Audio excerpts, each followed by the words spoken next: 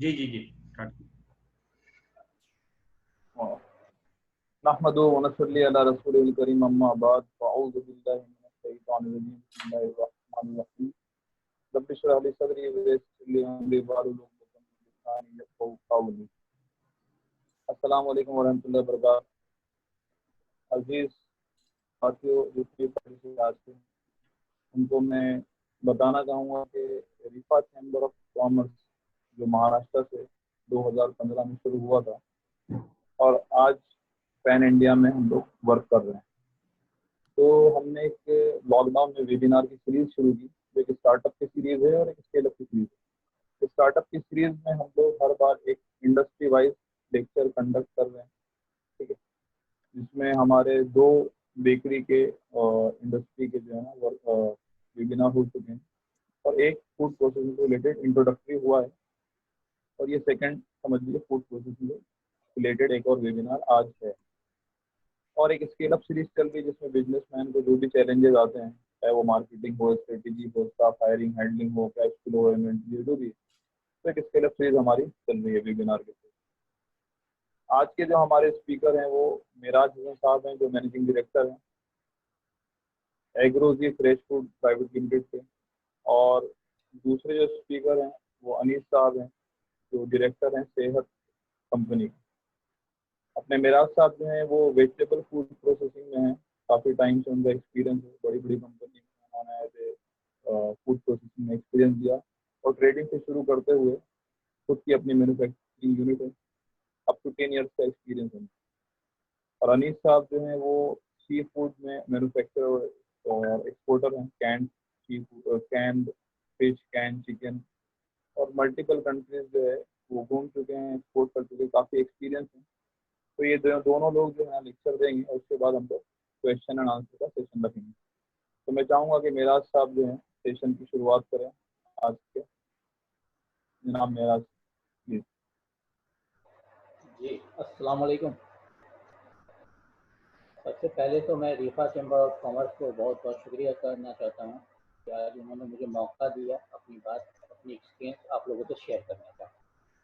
आज का जो एजेंडा है, how to start food processing business,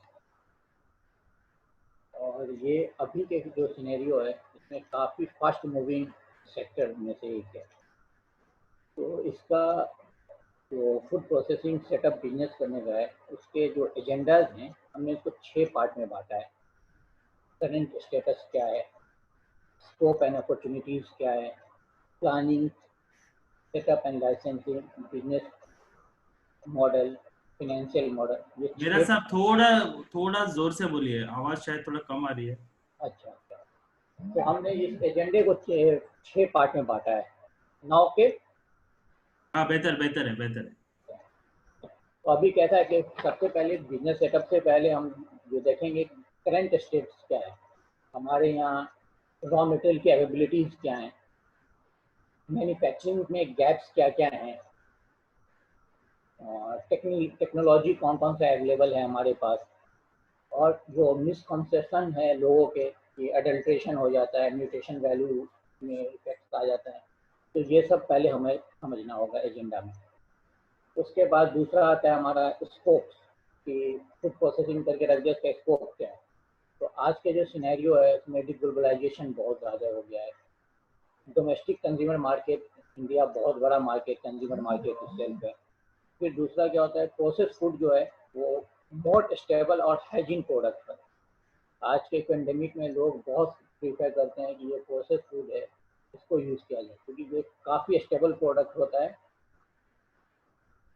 उसका प्लानिंग हम कैसे करेंगे इसकी, तो सबसे पहले तो हम सर्वे कर लेंगे अपने 500 किलोमीटर के रेडियस में, कौन कौन सा प्रोडक्ट है, कौन सप्लायर है, क्या डिमांड है, कौन कौन सा सेगमेंट्स है वहाँ पे जिसमें हम काम कर सकते हैं, होलसेल मार्केट में काम कर सकते हैं, डिस्ट्रीब्यूशन में काम कर सकते हैं, ई कॉमर्स में हम रजिस्ट्रेशन करा सकते हैं, या फिर मैन्युफैक्चरिंग में आ सकते हैं। चौथा पॉइंट जो है वो है सेटअप एंड लाइसेंसिंग। कैसे सेटअप कर सकते हैं, होलसेल करना है, डिस्ट्रीब्यूशन शिप करना है, या फिर मैन्युफैक्चरिंग करना है। मैन्युफैक्चरिंग करना है तो उसमें स्मॉल स्केल में करना है, मीडियम में करना है या फिर लार्ज स्केल में करना है। लाइसेंसिंग में हमें देखना होगा कौन कौन सा लाइसेंस, पॉल्यूशन एनओसी चाहिए होता है, हमें लोकल बॉडी से एनओसी चाहिए होता है, लेबर कॉन्ट्रैक्टर, HACCP चाहिए, ISO सर्टिफिकेट चाहिए, FSSAI चाहिए। तो इन सारे लाइसेंस को हम कैसे लेंगे, इस पर हम डिस्कशन करेंगे। उसके बाद जो पांचवा एजेंडा होगा वो होगा बिजनेस मॉडल। क्या कर सकते हैं, ट्रेडिंग करना है, को मैन्युफैक्चरिंग करना है, फार्मर के एसोसिएशन से काम करना है या फिर एक्सपोर्ट में जाना है। छठा एजेंडा जो हमने बनाया है फिनेंशियल मॉडल, उसमें हम क्या कर सकते हैं फिनेंशियल मॉडल में। इसमें भी इस्लामिक फिनेंस के मॉडल, मुशारका, मुदारबा, ये मॉडल अवेलेबल है। हम इसमें कैसे क्या कर सकते हैं उनको हम थोड़ा बहुत ब्रीफ करेंगे। तो जो पहला एजेंडा है हमारा करंट स्टेट, तो हम देख रहे हैं रॉ मटेरियल अवेलेबिलिटीज। हमारे आसपास में टमाटर अवेलेबल है, एलिफेंट यम अवेलेबल है, या फिर पेरू अवेलेबल है, मैंगो अवेलेबल है। तो ड्यूरिंग सीजन कैसा होता है, बहुत ज़्यादा सस्ता होता है प्रोडक्ट। अभी टमाटर कुछ दिन पहले 2-3 रुपये किलो था, और आज के कंडीशन में ये टमाटर 30 रुपीज़ 35 रुपीज़ के जी है। तो जब बहुत ज़्यादा सस्ता प्रोडक्ट है तो हम इसको परचेज करके, प्रोसेसिंग करके तो प्रिजर्व करके रख सकते हैं। हमारे पास टेक्नोलॉजी अवेलेबल है, प्रिजर्वेशन टेक्नोलॉजी अवेलेबल है, तो विदाउट अडल्ट्रेशन प्रोडक्ट को प्रिजर्व कर सकता है। उसकी nutrition value as it is रहेगी और प्रोडक्ट भी ज़्यादा स्टेबल हो जाएगा कंपेयर टू फ्रेश वन। उसके बाद गैप क्या क्या है, इंडिया बहुत ज़्यादा पोटेंशियल मार्केट है। आज के सिनेरियो में चाइना डोमिनेट करता है इंडियन कैनिंग इंडस्ट्रीज पे या फिर प्रोसेस फूड पे। तो उसको हम कैसे कर सकते हैं, जो हमारे साथ चैलेंजेस हैं उनको हम कहाँ कैसे सॉल्व करके मैन्युफैक्चरिंग सेक्टर में आगे बढ़ सकते हैं। रॉ मटेरियल हमारे यहाँ बहुत अवेलेबल है, लेकिन जो प्रोडक्टिविटीज़ है वहाँ पे थोड़ा बहुत जो इंडियन मैन्युफैक्चरर हैं वो वीक पड़ जाते हैं। तो उसको हम कैसे रेक्टिफाई करेंगे, इस पर हम लोग डिस्कस करेंगे आज। टेक्नोलॉजी, हम फूड प्रिजर्वेशन कौन कौन से टेक्नोलॉजी से कर सकते हैं। हमारे पास IPF टेक्नोलॉजी अवेलेबल है, हमारे पास कैनिंग अवेलेबल है, हमारे पास डिहाइड्रेशन अवेलेबल है, एसेप्टिक पैकिंग अवेलेबल है। तो इन सब टाइप की पैकेजिंग में हम फूड प्रिजर्वेशन कर सकते हैं without any adulteration, without any hampering of quality of the fruit and vegetable.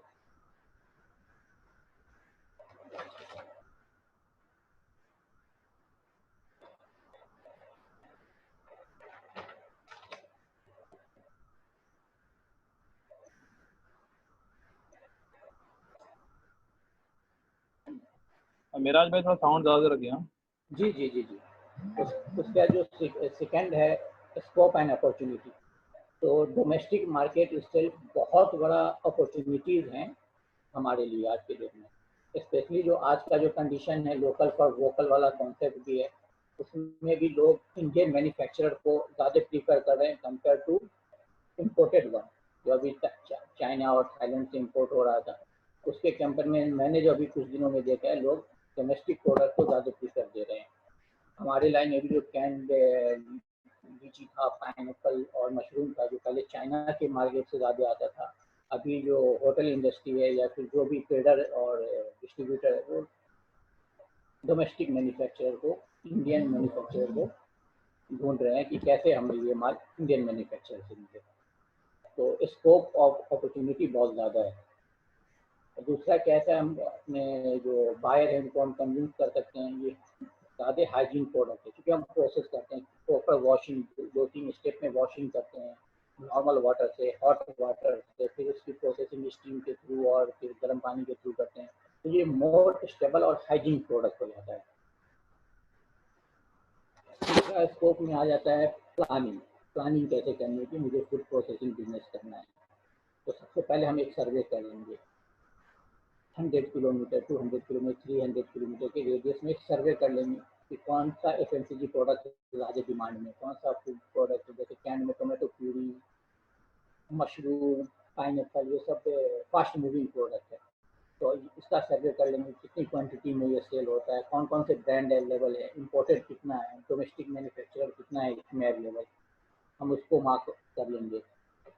इसका सेगमेंट में हमें देखना है कि सब कोई तो मैन्युफैक्चरिंग में आ नहीं सकते, सेगमेंट देखना है कि हम अब इस मार्केट सर्वे के हिसाब से हम होलसेल डिस्ट्रीब्यूशन कर सकते हैं, यहाँ पे हम अपने आप को ई कॉमर्स में रजिस्टर कर सकते हैं, या फिर हम मैन्युफैक्चरिंग में आ सकते हैं।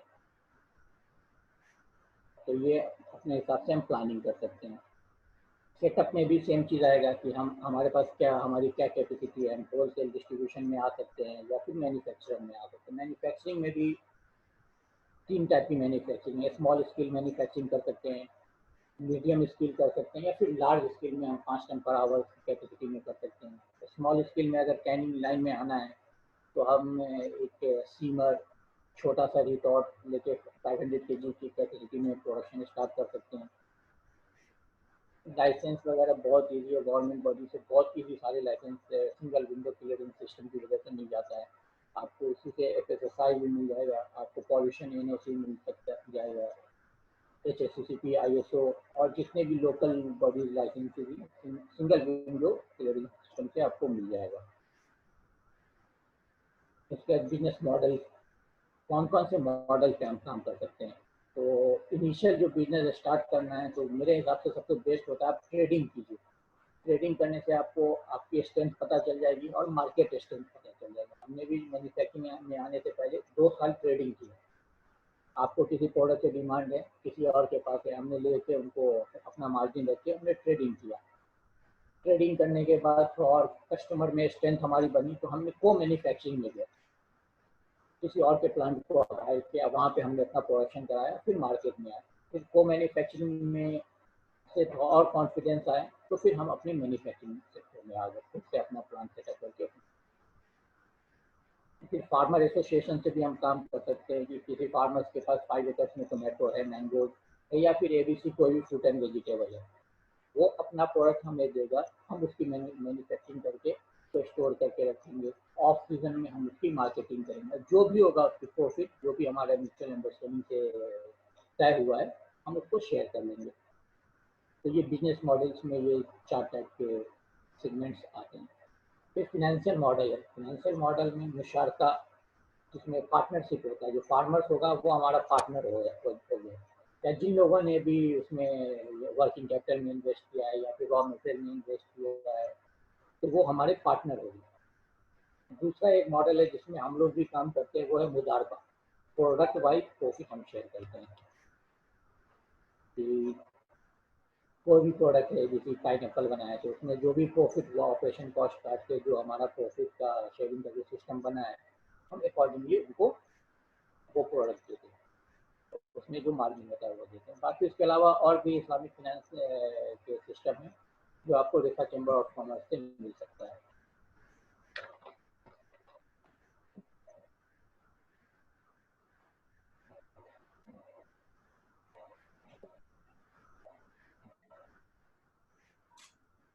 मेरा साहब आपका हो गया है लेक्चर?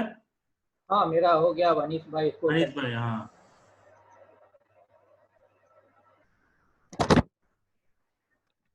मैं अब रिक्वेस्ट करता हूँ ब्रदर अनीस मोहम्मद सलाउद्दीन भाई इंट्रोड्यूस करेंगे ब्रदर अनीस को। जी, मैंने अनीस भाई को इंट्रोड्यूस किया था, फिर वापस बता देता हूँ कि अनीस साहब जो हैं वो सी फूड प्रोसेसिंग में है, कैंड फिश वगैरह और जो भी सी फूड्स हैं उसकी प्रोसेसिंग में, और मैन्युफैक्चरर और एक्सपोर्ट करते हैं। अप टू 15 ईयर्स का एक्सपीरियंस है इनको, काफ़ी कंट्रीज जो है ना विजिट कर चुके हैं और बहुत एक्सपीरियंस पर्सन है। अनीस साहब से मैं चाहूँगा कि जो प्रैक्टिकल बात मेरा साहब ने नहीं की, क्योंकि आपका भी सेशन था, तो इसमें चूंकि मशीनरीज वगैरह सब सेम रहती हैं, ठीक है, सिर्फ प्रोडक्ट हमारा डिफरेंट हो जाता है कि हम सी फूड प्रोसेस करें या वेजिटेबल प्रोसेस करें। तो आप प्रैक्टिकल मॉडल को ज़्यादा पब्लिक को बताइए प्लीज। जी अनीस साहब। अस्सलाम वालेकुम। वालेकुम अस्सलाम वरहमतुल्लाह। शुरू करेंगे, एक छोटा सा वीडियो दिखाता हूँ। ये असल में आवाज़ आ रही है ना मेरा? जी जी जी जी। तो ये हमारी कंपनी का, हम लोग 2011 में एक डॉक्यूमेंट्री बनाए थे। तो इससे ही शुरू करते हैं।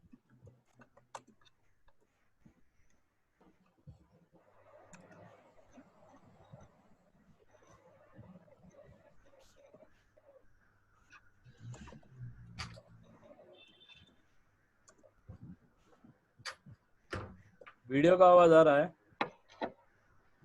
नहीं, वीडियो का आवाज नहीं आ रहा है पर वीडियो दिख रहा है। सिर्फ दिख रहा है। अच्छा, ये जो समुंदर से हम लोग मछली ले लेते हैं, फिर ये पूरा उसका आइसिंग होके फैक्ट्री तक पहुंचता है ये। फिर उसको आइसिंग में ही -10 डिग्री 12 डिग्री में उसको मेंटेन करते हैं। फिर उसका पूरा कटिंग, और ये बांगड़ा जिसको हम लोग बोलते हैं मैक्रल, ये वो मच्छी है। फिर उसका हेड और टेल और अंदर के जो गट्स हैं वो पूरा निकाल के फिर उसको कैनिंग किया जाता है। तो ये फाइनली ये पीसेस जो है कैन में इसको ये जाते हैं। इसको नमक के पानी में फिर पूरा वॉशिंग करके उसके अंदर का जो खून है या जो भी इम्प्योरिटीज है वो पूरा उसको जो है क्लीन किया जाता है। उसके बाद ये कैन्स है, मेटल कैन जिसको बोलते हैं। तो इसमें पहले तो कैन को धो के फिर हम लोग उस कैन को इस्तेमाल करते हैं। तो ये जो फिलिंग का प्रोसेस है कैन में डालने का, ये जो है मैनुअल है। असल में अब तक इसका ऑटोमाइजेशन आया नहीं है, क्योंकि मछली के साइजेस सीजन के हिसाब से वेरी करते हैं। कभी कभी बड़े साइजेस के आते हैं, किलो में 6-7 भी आते हैं, और कभी कभी छोटे वाले किलो में 10-12 वाले मछली भी आते हैं। तो वो हिसाब से मैनुअल फिलिंग होता है। तो इसमें पूरा फिल करके उसको वे किया जाता है, और वे करके जो उसका ड्रेन वेट है, नॉर्मली 60-65% ड्रेन वेट होता है। और इसमें आप मतलब नमक का पानी भी डाल सकते हैं, टोमेटो सॉस भी डाल सकते हैं, या ऑयल भी डाल सकते हैं। तो हर प्रोडक्ट जो है वैरायटी के ऊपर डिपेंड होता है। तो सबसे पहले तो प्री कुकिंग होता है। प्री कुकिंग में हम लोग जब उसको कुक करते हैं, तकरीबन 15 से 18 मिनट इसको कुक करते हैं, तो इसका पूरा जो बॉडी के अंदर पानी है वो जो है निकल जाता है। तकरीबन 20% ऑफ द ड्रेन, इसका वेट जो है ड्रेन होता है, ये पानी इससे निकलता है। तो उसके बाद में वो एक प्रोसेस होता है डी वाटरिंग, जो वो बॉडी से पानी उसका निकला है वो फिर हम लोग उसको जो है उड़ाते हैं। मतलब डी वाटरिंग का ये प्रोसेस है, ये ऑटोमेटिक प्रोसेस है, जिसमें कैन ये मशीन से पूरा जब घूमता है तो उसके अंदर जो पानी है वो जो है निकल जाता है। एक बार उसके अंदर का पानी जब निकलता है तो फिर हम लोग जो हमारा मीडिया है, मीडिया में अभी ये जो है नमक का पानी यूज हो रहा है। इसमें या तो नमक का पानी, या तो टोमेटो सॉस, या तो तेल, ऑयल। अभी ये जो है टोमेटो सॉस फिल हो रहा है।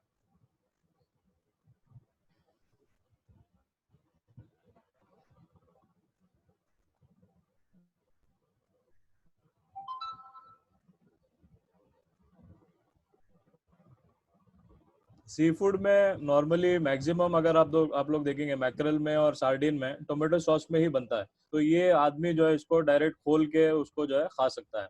ये कोडिंग का मशीन है, जो बैच कोडिंग और पूरा उसका एमआरपी और डेट ऑफ मैन्युफैक्चर वो सारे इसमें जो है प्रिंट होते हैं। इसके बाद फाइनली इसको जो है सील किया जाता है। ये सील होने के बाद जो है फिर इसको ये ऑटोमेटिक सीमर है।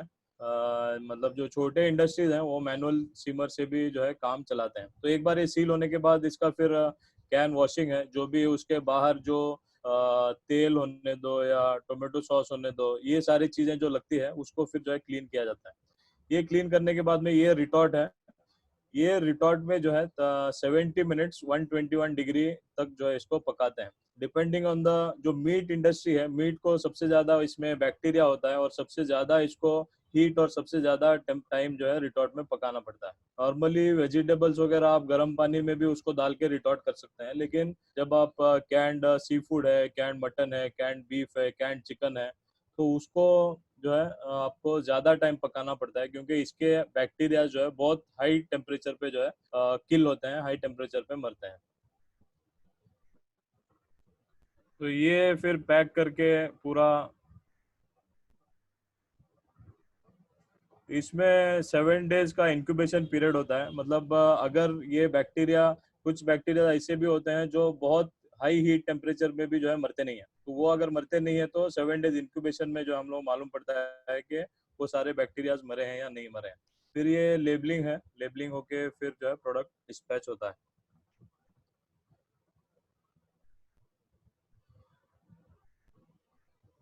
तो ये छोटा सा हम लोगों का इंट्रो वीडियो था।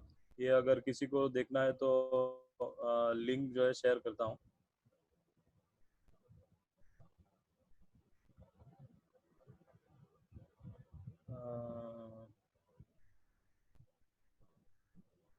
तो ये इंशाल्लाह बाद में मैं शेयर करूंगा। ये असल में 2011 में हम लोगों ने वीडियो बनाया था। अगर ये तभी हम लोग जो है पर डे तकरीबन 40-45,000 कैंस पर डे हम लोग जो है पैक कर रहे थे, वो हमारी कैपेसिटी थी। लेकिन अभी अल्हम्दुलिल्लाह तकरीबन 1,50,000 से 2 लाख कैन तक जो है हम लोग प्रोसेस कर सकते हैं। तो ये असल में सी फूड इंडस्ट्री ऐसी है कि मतलब सार्डिन, मैकरल, टूना, ये हाई क्वांटिटी के जो है इंडस्ट्रीज हैं। और इसमें आपको मतलब हम लोग जब अभी रिसेंट जो एग्जांपल है वो आपको एक दिखाता हूँ। एक बायर का जो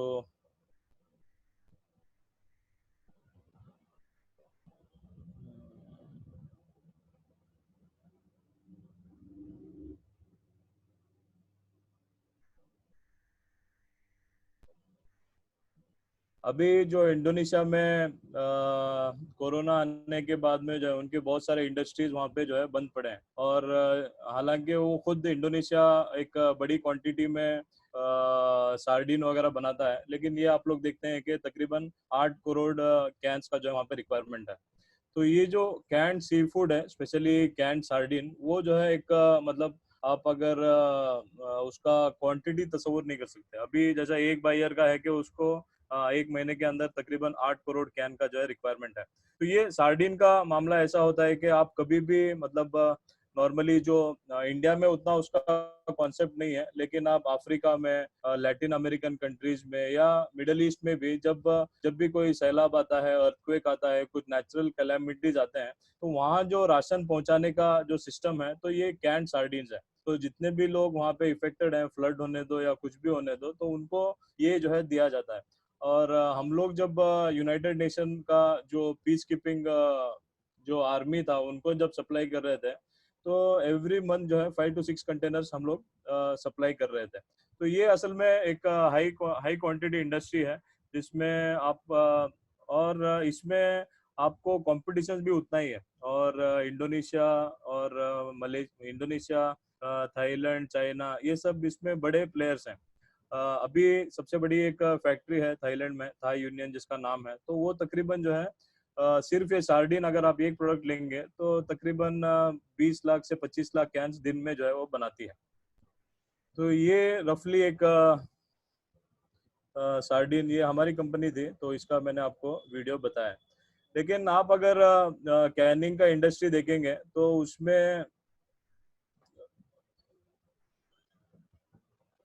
मेराज भाई ने आपको इसका इंट्रोडक्शन दिया कैन वेजिटेबल का। इंडिया में जो बहुत सारे कंपनीज हैं जो वेजिटेबल्स बना रहे हैं, उसमें एक कंपनी है ऑस्टिन फूड।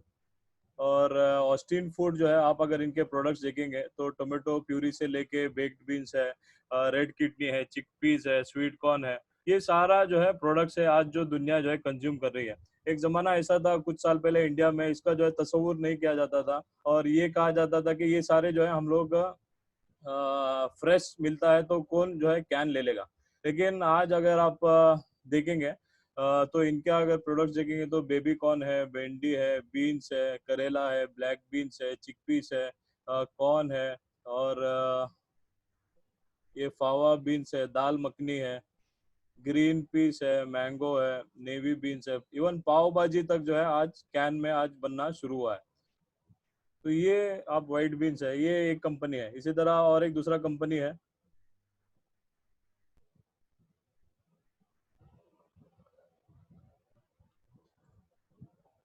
ये कंपनी है एडमोर, ये भी गुजरात की कंपनी है। और इसके आप प्रोडक्ट्स देखेंगे तो बटन मशरूम है, और दाल मखनी, ऑलमोस्ट सिमिलर प्रोडक्ट्स है, लेकिन ये लोगों ने फिर अपना जो है बहुत सारे जो स्पेशलिटी है इंडिया के, जैसे पाव भाजी है, बैंगन भरता है, ट्रॉपिकल मिक्स वेज करी है, तो ये सारा इसमें जो है स्पेशलाइजेशन आया है। हम लोग जब इंडिया में जब शुरू किए थे तो टूना में जो इंटरनेशनल मार्केट में जो अक्सर मेजॉरिटी जो प्रोडक्ट है वो सिर्फ सार्डिन इन टोमेटो सॉस है, सार्डिन इन ब्राइन जिसको नमक का पानी हम लोग बोलते हैं, और सार्डिन इन ऑयल, और टूना भी यही 3 वेरिएंट्स में जो है बनता था। लेकिन हम लोगों ने जब रिसर्च किया, वैल्यू एडिशन की तरफ जब R&D वगैरह शुरू किया, तो बहुत सारे प्रोडक्ट्स जो है हम लोग शुरू किए। हमारे प्रोडक्ट्स का एक बार आपको रेंज दिखाता हूँ।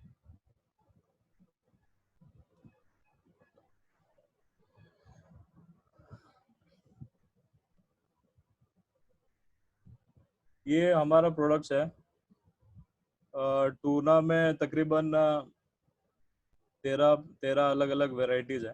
नॉर्मली जैसे मैंने बोला कि tuna in brine, tuna in oil और टूना इन वाटर, ये 3 जो है प्रोडक्ट होता है। लेकिन हम लोगों ने बहुत सारे इनिशिएटिव्स और R&D वगैरह करके tuna in salad, tuna in mayonnaise, tuna with chili and pepper, ये सारा कस्टमाइजेशन हम लोगों ने इंडियन मार्केट के हिसाब से जो है करना शुरू किया। तो सार्डिन भी हम लोगों ने चिली पेपर, लेमन स्लाइस, ये सारा हम लोगों ने यहाँ पे शुरू किया। फिर चिकन में ये प्रोडक्ट्स ऐसे हैं जो पूरे दुनिया में जो है कहीं पे भी अवेलेबल नहीं है। तो ये अगर आप नॉर्मली सुपरमार्केट में जाएंगे तो आपको जो फ्रोजन सेक्शन है वहाँ पे ये सारे चीज आपको मिलेंगे। बहुत सारे चिकन के ब्रांड्स हैं, गॉडरेज का होगा या जो जोराबियन चिकन है, या ऐसे बहुत सारे ब्रांड्स हैं जो फ्रोजन में ये सारे चीजें बेचते हैं।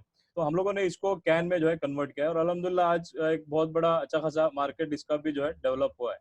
तो ये चिली चीज कॉइन्स है, सलामी है, सीख कबाब है, चिकन मायो है, तो ये सारे मतलब वैल्यू एडेड प्रोडक्ट्स हैं जिसमें आपको एक्स्ट्रा कुछ प्रॉफिट्स भी रख सकते हैं, और आपके कस्टमर के फ्लेवर के हिसाब से जो है आप मार्केट में इंट्रोड्यूस कर सकते हैं।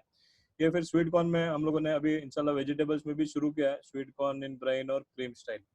तो ये हम लोगों का रेंज है। और अभी चूंकि जमाना मतलब एक तो ये है कि आप अगर बड़ा सेक्टर टारगेट करते हैं, लार्ज स्केल में अगर आप जाना चाहते हैं, तो आपको कंपटीशन भी उतना ही है और उसमें मार्जिन भी कम है।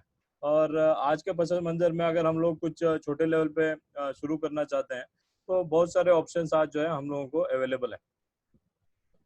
एक कंपनी है श्रीनगर में, आहद सन्स के नाम से, और उनके वो लोग जो है मटन के बहुत सारे प्रोडक्ट्स आज कैन में बनाते हैं। ये अगर आप देखेंगे तो ये मटन का एक प्रोडक्ट है, और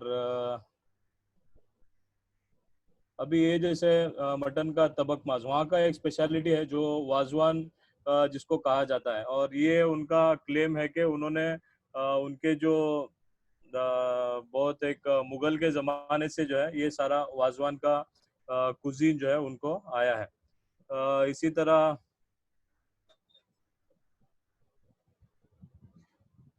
इसको जो है गुश्ताबा बोलते हैं, ये भी एक मटन का डेलिकेसी है जो कश्मीरी लोग बहुत एंजॉय करते हैं, और कश्मीरी साग है। और ये सारे प्रोडक्ट जो है वो आज कैन में बना रहे हैं। और ऐसा भी नहीं है कि उनकी बड़ी इंडस्ट्री है। जब मैं वहाँ पे विजिट किया था तो वो जो है दिन में मतलब एक 15 से 20 बकरी 10 से 12 किलो का वो जो है लाके वहाँ पे बनाते हैं। तो 1000 1500 कैन जो है इनका दिन का प्रोडक्शन है, और लिमिटेड क्वांटिटी जितना मार्केट की जरूरत है वो हिसाब से जो है आज वो पूरे इंडिया में सप्लाई कर रहे हैं, और स्पेसिफिकली कश्मीर में ज्यादा जो है इनका मार्केट है। और ये मटन हाक है और मटन रिश्ता इसको बोलते हैं। तो ये सारे जो मटन रोगन जोश है, ये सारे डेलिकेसीज हैं जो आज कैन में जो है बन रहे हैं। तो जो कश्मीरीज कश्मीर के बाहर हैं जो वो एंजॉय नहीं कर सकते, जो दिल्ली में है, मुंबई में है, या पूरे इंडिया में या बाहर हैं, तो वो कैन का जो है करते हैं। ये अखरोट की चटनी भी जो है कैन में आता है। तो ये मटन के ताल्लुक से है। इसी तरह वहाँ पे और एक कंपनी भी है जो मटन के प्रोडक्ट्स बनाती है।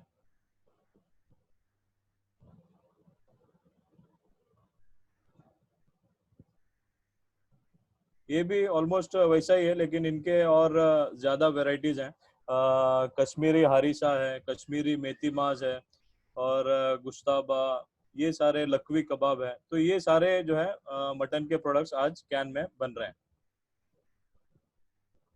इसी तरह एक पाकिस्तान की भी एक कंपनी है जो मटन के प्रोडक्ट्स बनाती है।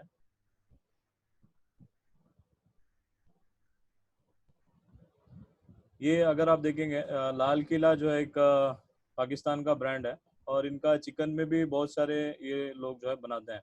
जैसा मुर्ग हरा कीमा है, फिर चिकन कोरमा है, चिकन हांडी है, शाही बीफ नहारी है। तो आप जो भी डेलिकेसीज तस्वुर कर सकते हैं वो जो है आप कैन में उसको कन्वर्ट कर सकते हैं। ये प्लम चटनी है, फिर शाही निहारी है, चिकन कढ़ाई है। तो ये सारे जो चीज़ हैं वो कैन में जो है लाया जा सकता है।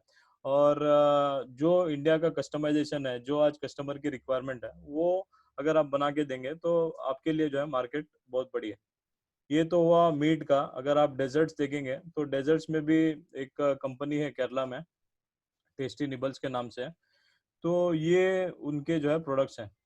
पायसम है अलग अलग, ये रवा केसरी जो हम लोग होटल में खाते हैं, वो भी आज जो है कैन में बन रहा है। और केरला की एक डेलिकेसी है पायसम, जिसको बोलते हैं मीठा है, तो वो भी जो है आज कैन में अवेलेबल है। तो ये आज इन्होंने पूरा रिसर्च करके जो रिक्वायरमेंट है उसमें R&D करके जो है उन्होंने ये सारी चीजें बनाई है। और कैन में बहुत सारी चीजें हैं, सिर्फ मीट और वेजिटेबल नहीं है। एक कंपनी है ट्रांसपेट कैन के नाम से, इनका मेटल कैन नहीं है, लेकिन टेक्नोलॉजी पूरा कैनिंग का है। तो उसमें आप जो है अगर उनके वेबसाइट्स में जाएंगे तो ये आप देख सकते हैं कि टेक्नोलॉजी पूरा कैनिंग का है, मतलब पूरा ऊपर सील है और ये सारी चीजें हैं। लेकिन ये यूज करते हैं प्लास्टिक का। तो इसमें आप देखेंगे कि जो ड्राई फ्रूट्स हैं, पिस्ता है, काजू है, ये भी पैक किया जा सकता है। ये भी ड्राई फ्रूट्स है। फिर ये जो नॉर्मली हम लोग ड्राई फ्रूट्स विद हनी है, ये भी आज कैनिंग किया जाता है। ये बाकी अंजीर और बादाम पिस्ता ये भी किया जाता है। उसके अलावा ये जो माउथ फ्रेशनर्स हैं, ये भी आज कैनिंग में। असल में कैनिंग जब होती है तो उसका फ्रेशनेस और बढ़ता है, सेल्फ लाइफ और बढ़ती है, और कस्टमर को भी एक कॉन्फिडेंस होता है कि मैं जो ये अभी कैंड वाला इस्तेमाल कर रहा हूँ, ये और भी नॉर्मली कंपेयर टू प्लास्टिक जो सिर्फ ढक्कन डाल के देते हैं उससे ज़्यादा जो है आता है। ये नॉर्मली जो सौंफ वगैरह जो हम लोग खाते हैं, फिर ये पीनट्स है, फिर कॉइन पापड़ है जो गुजरात में बहुत फेमस है, वो भी इसमें किया जाता है।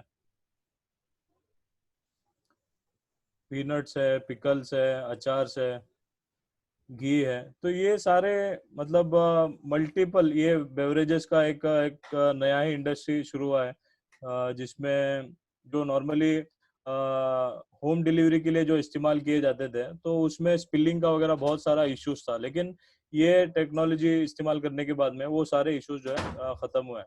ये रसगुल्ला है, और फिर बाकी ऑलिव्स है, बहुत सारे प्रोडक्ट्स हैं। इंशाल्लाह ये भी डिटेल्स जो है शेयर करूंगा।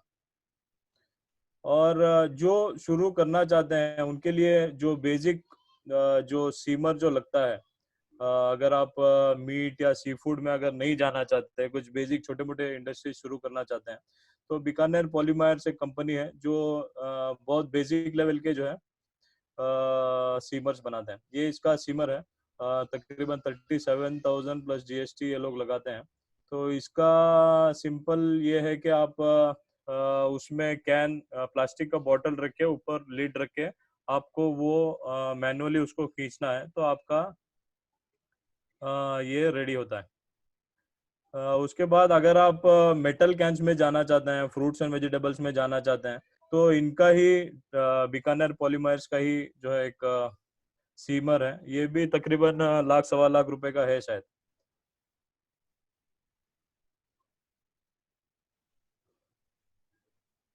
तो इसमें भी यह है कि आपको कैन पूरा फिल करके सीम करके फिर वो पुली जो है पुल करना है। तो ये मेन तो मशीनरी यही होती है सीमर की। उसके बाद डिपेंडिंग ऑन द प्रोडक्ट आपको रिटॉर्ट और स्टरलाइजेशन के लिए बाकी मशीन जो है ज़रूरत पड़ती है।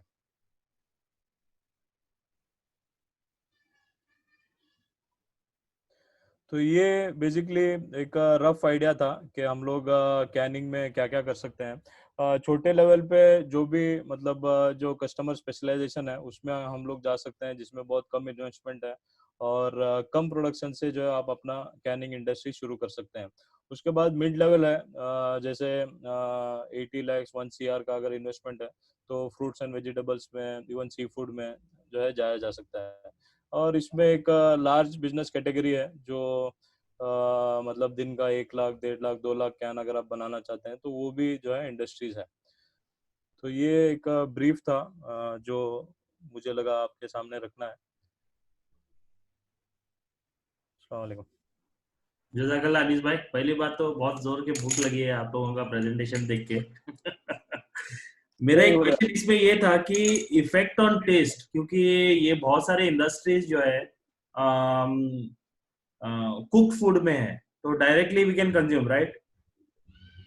हाँ, ये जो आप नॉनवेज के आइटम जो बीफ है या फिश है, डायरेक्टली इसको टीन खोल के कंज्यूम कर सकते हैं। जी जी जी जी। हाँ, तो इसमें मतलब टेस्ट का इफेक्ट आता है क्या? मतलब अगर जो भी टेस्ट, अगर बटर चिकन दे रहे हैं या और कुछ दे रहे हैं, तो उसमें टेस्ट का फर्क और कैसा भी खराब होने का चांसेस रहता है क्या? मतलब एनी टाइम स्पिलिंग या फिर ये सब चीजें इश्यूज आती है क्या, छोटे असल लेवल पे में या बड़े लेवल पे?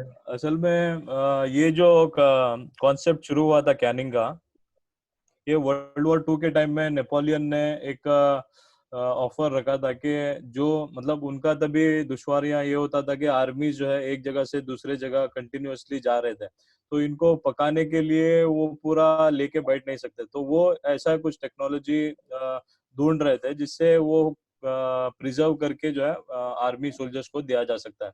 तो तभी उसने एक बहुत बड़ा अवार्ड रखा था, तो एक शख्स ने जो है तभी एक कैन टेक्नोलॉजी इजाद किया था उसके ऊपर रिसर्च करके। और एक 6 साल पहले का एक ये था, मतलब न्यूज़ जो बीबीसी में आया था कि एक आर्मी वेटरन जो वर्ल्ड वॉर 2 में उसने कैन चिकन उसने परचेज किया था अपनी शादी में, और 50th एनिवर्सरी में उसने जो है खोलकर उसको खाया है। तो कैन टेक्नोलॉजी असल में नॉर्मली हम लोग तो 2 साल का शेल्फ लाइफ उसमें देते हैं, बहुत सारी कंपनीज ऐसी हैं जो 5 साल का भी शेल्फ लाइफ देते हैं, लेकिन आप अगर 10 साल के बाद में भी उसको ओपन करके खाएंगे, हम लोग खुद घर में भी 5-6 साल का ओपन किए हैं, तो टेस्ट इंटैक्ट रहता है, इसको कुछ भी खराब होने का जो है चांसेस नहीं रहता है। और वो टेस्ट का जहाँ तक सवाल है, नॉर्मली घर में जो बनता है वो तो टेस्ट आपको कैन में मिलेगा नहीं, लेकिन 95% आप एक्सपेक्ट कर सकते हैं कि वो टेस्ट आपको कैन में रिटेन हो जाता है। हम लोग भी जब सफर में इंटरनेशनल सफर में वगैरह जाते हैं तो बहुत सारा फूड का मसला होता है, तो हम लोग क्या करते हैं कि घर में ही जो बीफ सुक्का है या मटन सुक्का है या करी है, तो इस तरीके का कैन जो है हम लोग कैन में पैक करके 12-15 कैन ऐसा पैक करके हम लोग लेके जाते हैं और अच्छे से मतलब उसको खाते हैं। जी जी, जज़ाकल्लाह अनीस भाई। अभी क्वेश्चंस ओपन है, एक्चुअली मैंने शुरुआत कर दी है क्वेश्चंस की। हम लोग का अगर कोई सवाल है तो आप लोग वर्चुअल अपना हैंड रेज कर सकते हैं। पार्टिसिपेंट्स कॉलम में नीचे आप जाएंगे तो वहां पे आपको रेज हैंड ऑप्शन आएगा, फिर आप लोग अपना एक एक सवाल पूछ सकते हैं। मैं वन बाय वन आप लोगों को अनम्यूट करूंगा जिसको भी सवाल पूछना है। शुरुआत करते हैं सैयद अल्ताफ अल्ताफ भाई से। आप दोनों हमारे मेरा साहब से भी सवाल पूछ सकते हैं, अनीस भाई से भी सवाल पूछ सकते हैं। पहले आप एड्रेस कीजिए कि आपका सवाल किसको रहेगा, फिर आप आपका सवाल सुनाइए। मेरा साहब, अल्ताफ भाई आपका सवाल।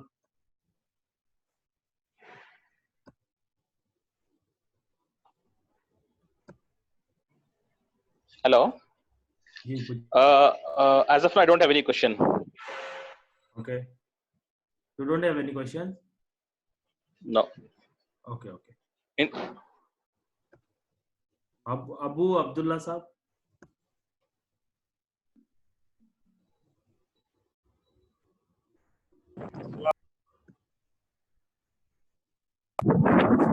अस्सलाम वालेकुम। वालेकुम। मेरा सवाल अनीस भाई से है। जी। वो अगर हम मैन्युफैक्चरिंग नहीं करके ट्रेडिंग करना चाहें तो उसके लिए क्या करना पड़ेगा?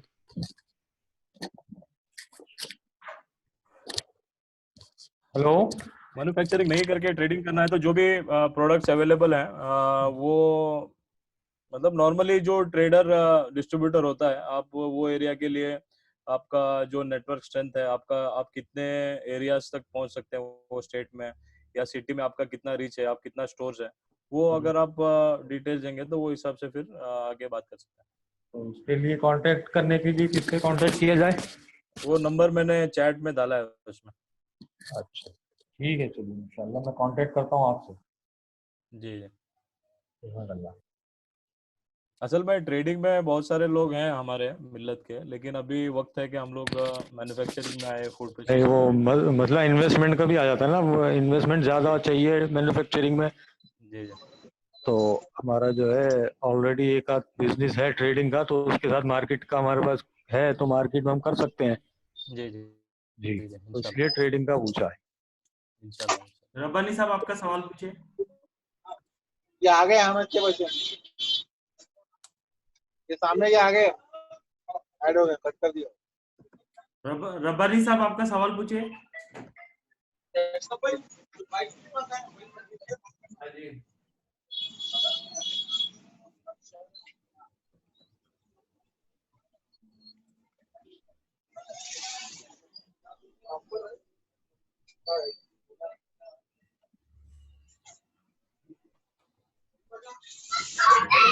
नहीं, हसन साहब आपका सवाल पूछिए।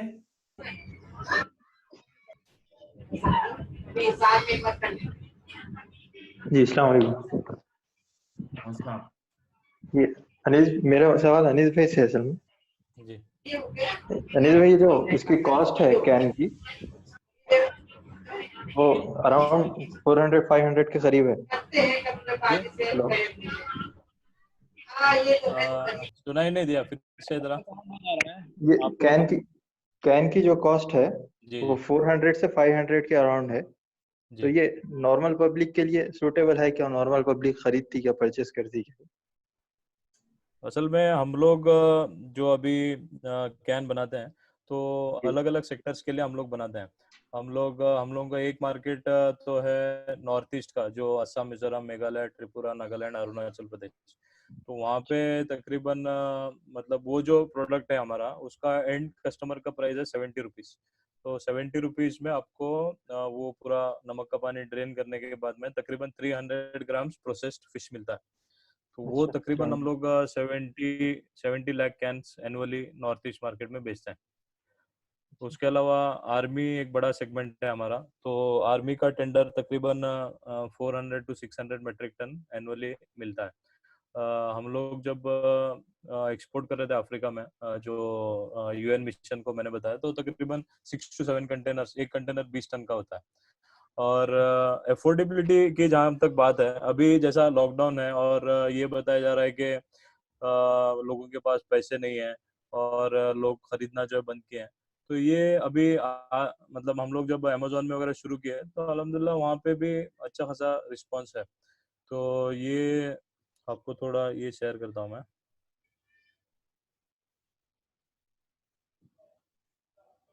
तो ये जैसा अमेजोन का है, ये सेल्स अगर आप देखेंगे लास्ट 30 डेज का 21 लैक्स का है।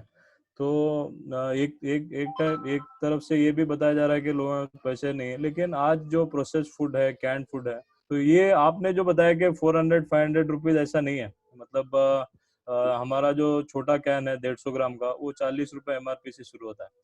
तो अच्छा आप मास मार्केट के लिए जितना सस्ता और मतलब उनके हिसाब से बनाएंगे, तो उतना कंजम्पशन जो है ज्यादा होगा। अच्छा अच्छा।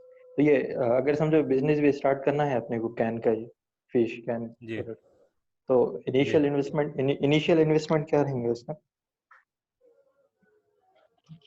आपका एरिया में मछली कौन सी है, रॉ मटेरियल्स कौन सी है, वो हिसाब से इंशाल्लाह आपको गाइड करूंगा मैं। मेरा नंबर उसमें डाला हूँ।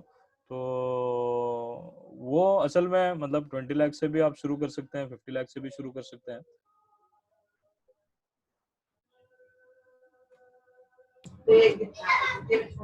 जी अदनान साहब आपका सवाल पूछिए। अस्सलाम वालेकुम अनीस भाई। अनीस भाई, इसमें आपने जैसे भी बताया कि ये बीकानेर वाला जो है वो एक प्लास्टिक का कैन का भी देता है, जिसका कुछ प्राइस वैल्यू आपने बताया 37,000, राइट? जी जी तो जैसे कि जो प्लास्टिक कैंस का है, इसमें मतलब जो प्रोसेसेस है, जैसे सिर्फ आपने कोई चीज बनाई, फॉर एग्जांपल मैं दाल खिचड़ी का एग्जांपल लेता हूँ कि मैंने बनाया और मास लेवल पे जैसे मुझे 50 पैकेट्स बना करके उसका एक ट्रायल करना है, तो सिर्फ वो एक मशीन से ही मेरा काम होगा या फर्दर और भी इसमें कुछ मशीनरीज एडअप होती हैं? अगर आप जैसे बेवरेजेस बनाते हैं, बेवरेजेस के लिए आपको सिर्फ वो सीमर लगेगा और उसका रिटॉर्ट प्रोसेस वगैरह नहीं है। अगर आप ड्राई फ्रूट्स बनाते हैं तो उसका रिटॉर्ट प्रोसेस नहीं है। लेकिन आप जब करीज में आते हैं, जब डायरी में आते हैं, तो उसके लिए फिर एक्स्ट्रा आपको रिटॉर्ट लगता है। अच्छा, तो मतलब ये जैसे मान लीजिए, तो ये जी नहीं नहीं आप बात पूरी करिए, सॉरी फॉर दैट। तो ये जैसा अभी मतलब पिकल है, ड्राई फ्रूट्स है, ये तो ये सारों के लिए नहीं लगता है। लेकिन आप जब रसगुल्ला बनाएंगे तो रिकॉर्ड जो है लगता है। ओके, मतलब अगर जैसे हम फूड पैकेजेस में हम ये जो खाने के स्टफ्स बना लें, जैसे अपना आपने अभी वो पाकिस्तान का और इधर उधर का दिखाया था, उसमें वो खाने का बनाते हैं, सिमिलरली अगर हम कोई वेज फूड का बनाए और हम उसको, जैसा आप यूएन के लिए बात कर रहे थे अभी, चूंकि वो जी हमारे यहाँ पे हमने देखा था ये काफी इश्यूज हुए थे, तो वो टाइप पे अगर ये सस्ता में बनाने जाए तो जी इसके लिए वो मशीन सीमर और साथ में एक रिटॉर्ट लगेगा अगर ये जी फूड स्टफ के लिए बनाएंगे तो। जी जी ओके, जी जी तो ये रिटॉर्ट भी बीकानेर वालों के पास मिलेगा, उसका कुछ आप प्राइस का आइडिया दे सकते हैं? हम्म, महराज भाई क्या है उसका मतलब प्राइसिंग का? महराज भाई है गए? नो इश्यूज अनीस भाई, इन दैट केस क्या मैं आपको बाद में कांटेक्ट कर सकता हूँ? जी जी जी जी जरूर जरूर। ठीक है, शुक्रिया, बहुत बहुत शुक्रिया। नॉर्मल रिटॉर्ट 40,000 में आ जाता है। सॉरी, नॉर्मल रिटॉर्ट एमएस का 40,000 में आता है, बट रिटॉर्ट से ही काम नहीं चलेगा, फिर आपको बॉयलर भी चाहिए। रिटॉर्ट को हीट गर्म करने के लिए आपको फिर हीटिंग सिस्टम भी चाहिए होगा। Okay, so that will be a long process. Anyway, मैं ऐसा करूंगा अनीस भाई, अगर if you permit me, then मैं इंशाल्लाह आपसे बाद में कांटेक्ट करता हूं, सो दैट ऑफलाइन में I can get more details from you. That will be ji ji okay? इंशाल्लाह। Thank you very ji much. Ji अस्सलाम वालेकुम। मरियम इम्तियाज शेख साहब आपका सवाल पूछिए। अस्सलाम वालेकुम। हेलो, जी जी वालेकुम सलाम। अस्सलाम वालेकुम। अनीस भाई, मैं इम्तियाज बोल रहा हूँ। जी जी अनीस भाई, जज़ाकल्लाह खैर। अल्हम्दुलिल्लाह, आपने ये वाकई में बहुत खुशी हुई कि आप जिस ढंग से ये प्रोग्राम्स को लेके चल रहे हैं, एज ए एंटरप्रेन्योर आप जो एक काम कर रहे हैं, अल्लाह इसका अजर आपको जरूर दे इंशाल्लाह ताला। काफी अच्छा लगा अल्हम्दुलिल्लाह इस तरह से आमीन। आपने एक नया इनिशिएटिव स्टार्ट किया है। और ये नौजवान खास करके जो कम्युनिटी के लिए जो आप अपने मतलब काम को लेके चल रहे हैं, ये बहुत ही अच्छी, बहुत ही मतलब तारीफ के काबिल वाला काम है। अल्हम्दुलिल्लाह, अल्लाह कबूल करे आपकी इस मेहनत को इंशाल्लाह। मेरा सवाल ये है नाजिश भाई कि जैसे कि ये आपने प्रोडक्ट की सारी चीज़ें बताई हैं, तो मैं मार्केटिंग ताल्लुक से कुछ पूछना चाहूँगा कि अगर ये सब चीज़ों को अगर मार्केटिंग करना है, तो किस तरह से कर सकते हैं? कहाँ से माल उठाकर किस तरह से कर सकते हैं? कुछ इसके मालूमात ज़रा आप दे सकते हैं क्या? मार्केटिंग अगर आपका मतलब फील्ड है और मार्केटिंग आपका एक्सपर्टीज है, तो बहुत सारे मतलब आज जो बड़े बड़े प्लेयर्स मार्केटिंग में हैं, होली लैंड है, इस तरीके के कुछ प्लेयर्स हैं जो बहुत सारे मतलब अपना ब्रांड बना के बहुत सारे कैनिंग कंपनीज के पास अपना लेबल में जो है बना के पूरे होटल इंडस्ट्री को सप्लाई करते हैं। लेकिन एक लंबा अरसे के बाद में जो है वो यहाँ इस पोजीशन में पहुंचे हैं। तो ट्रेडिंग भी एक बहुत बड़ी फील्ड है। असल में ट्रेडिंग भी एक बहुत बड़ा गैप आज हमारे मिलत में है। हमारा सिर्फ अगर एग्रो इंडस्ट्री में देखेंगे तो फार्मर्स मिलत में बहुत सारे हैं, एंड कंज्यूमर्स भी बहुत सारे हैं, लेकिन जो ट्रेडिंग है और प्रोसेसिंग है उसमें बहुत बहुत कम लोग हैं। आज जो पूरा मारवाड़ी लोगों का जो यूएसपी है वो जो है ट्रेडिंग है। और आज वो डोमिनेट करते हैं कि बायर जो है क्या प्राइस में लेगा और जो फैक्ट्री उसको क्या प्राइस में बेचेगा। मार्केट का जो डिमांड एंड जो सप्लाई है आज वो मॉनिटर कर रहे हैं और आज वो कंट्रोल करते हैं।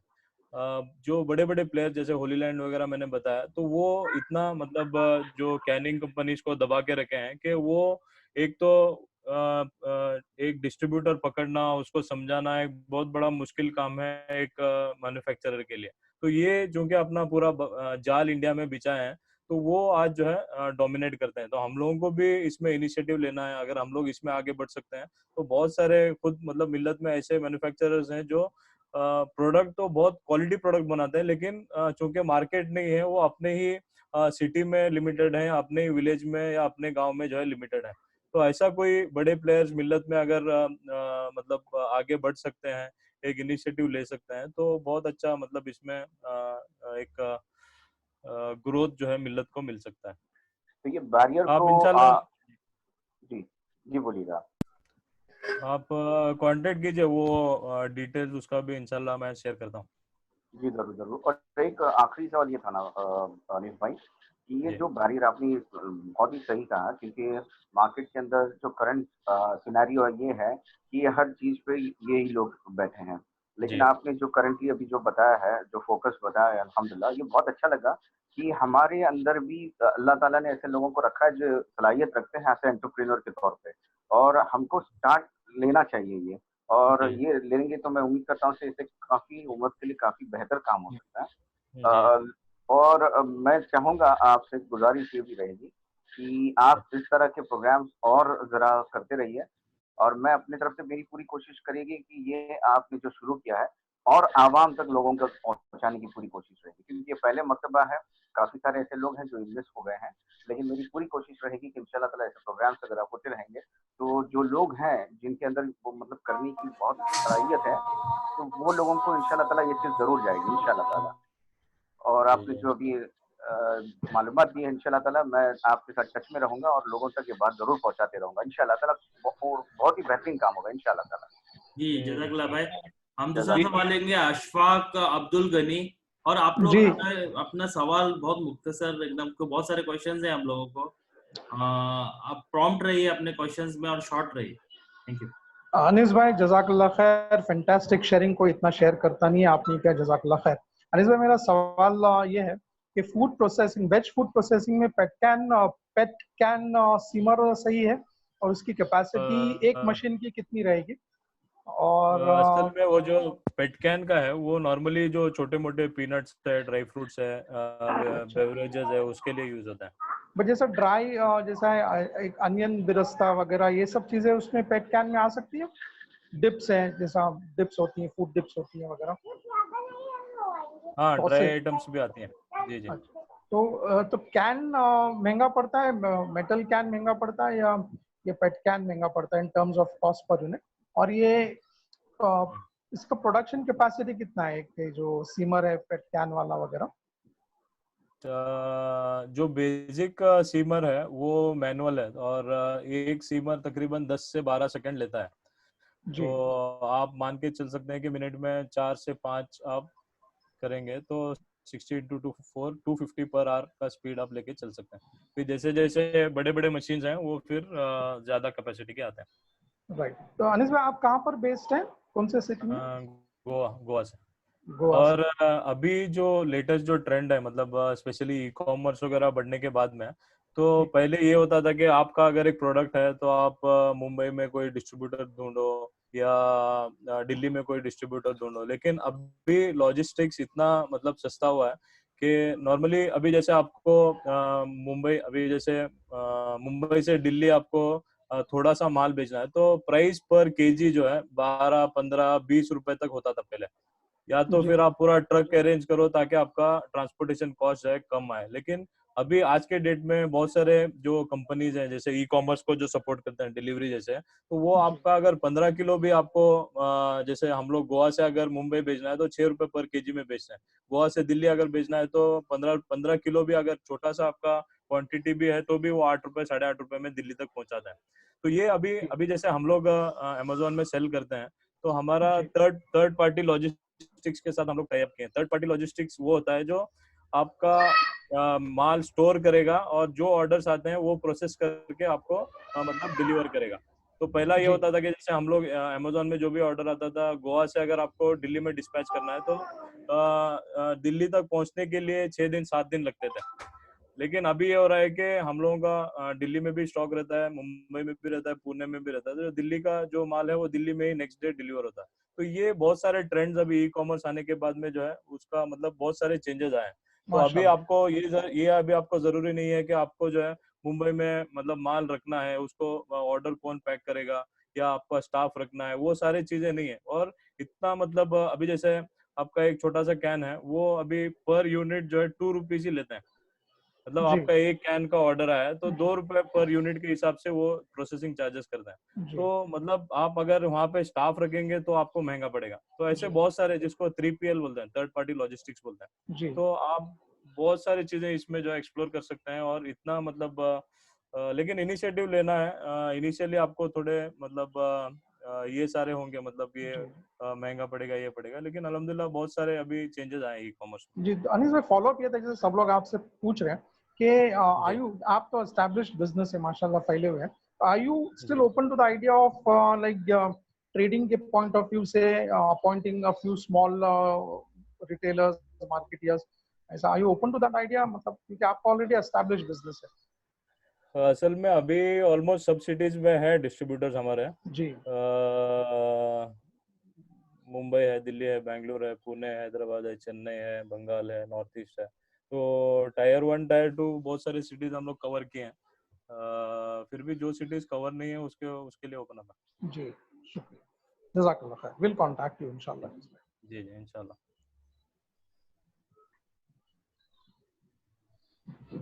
असद खान साहब, तारिक साहब, तारिक नफीस। जी अस्सलाम वालेकुम रहमतुल्लाह। मेरा सवाल मोहतरम अनीस साहब से है। अस्सलाम वालेकुम। वालेकुम सलाम।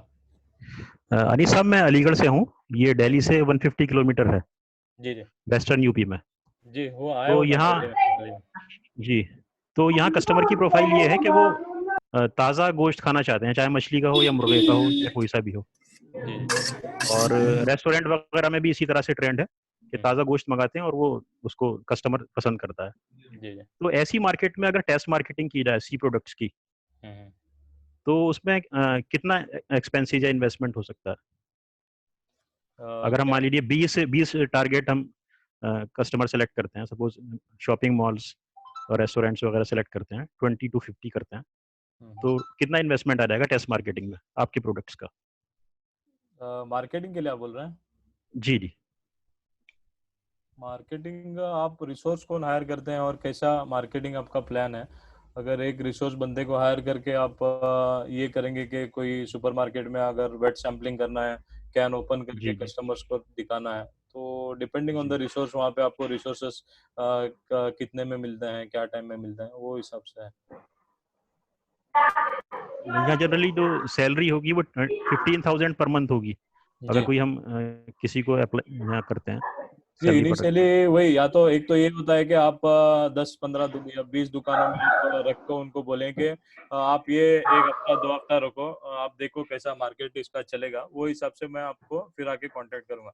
ये हो सकता है कि आप वहाँ पे जो सुपरमार्केट्स हैं वहाँ पे वेट सैम्पलिंग का अगर आप परमिशन लेते हैं तो वो कुछ चार्ज करते हैं, 1000-2000 कुछ चार्ज करते हैं एक स्लॉट देके। या तो आप संडे 4 से 7 बजे आइए, आप आपका टेबल रख के सैम्पलिंग करा सकते हैं। तो डिपेंडिंग ऑन वो क्या चार्ज करेंगे, फिर वो बाकी जो आप बंदे को पे करेंगे। बंदे भी आजकल मतलब पार्ट टाइम मिलता है, सैटरडे संडेज अगर आप अलॉटेड टाइम देते हैं तो फिर वो 500-600 पर डे के हिसाब से भी आपको लोग मिलता है।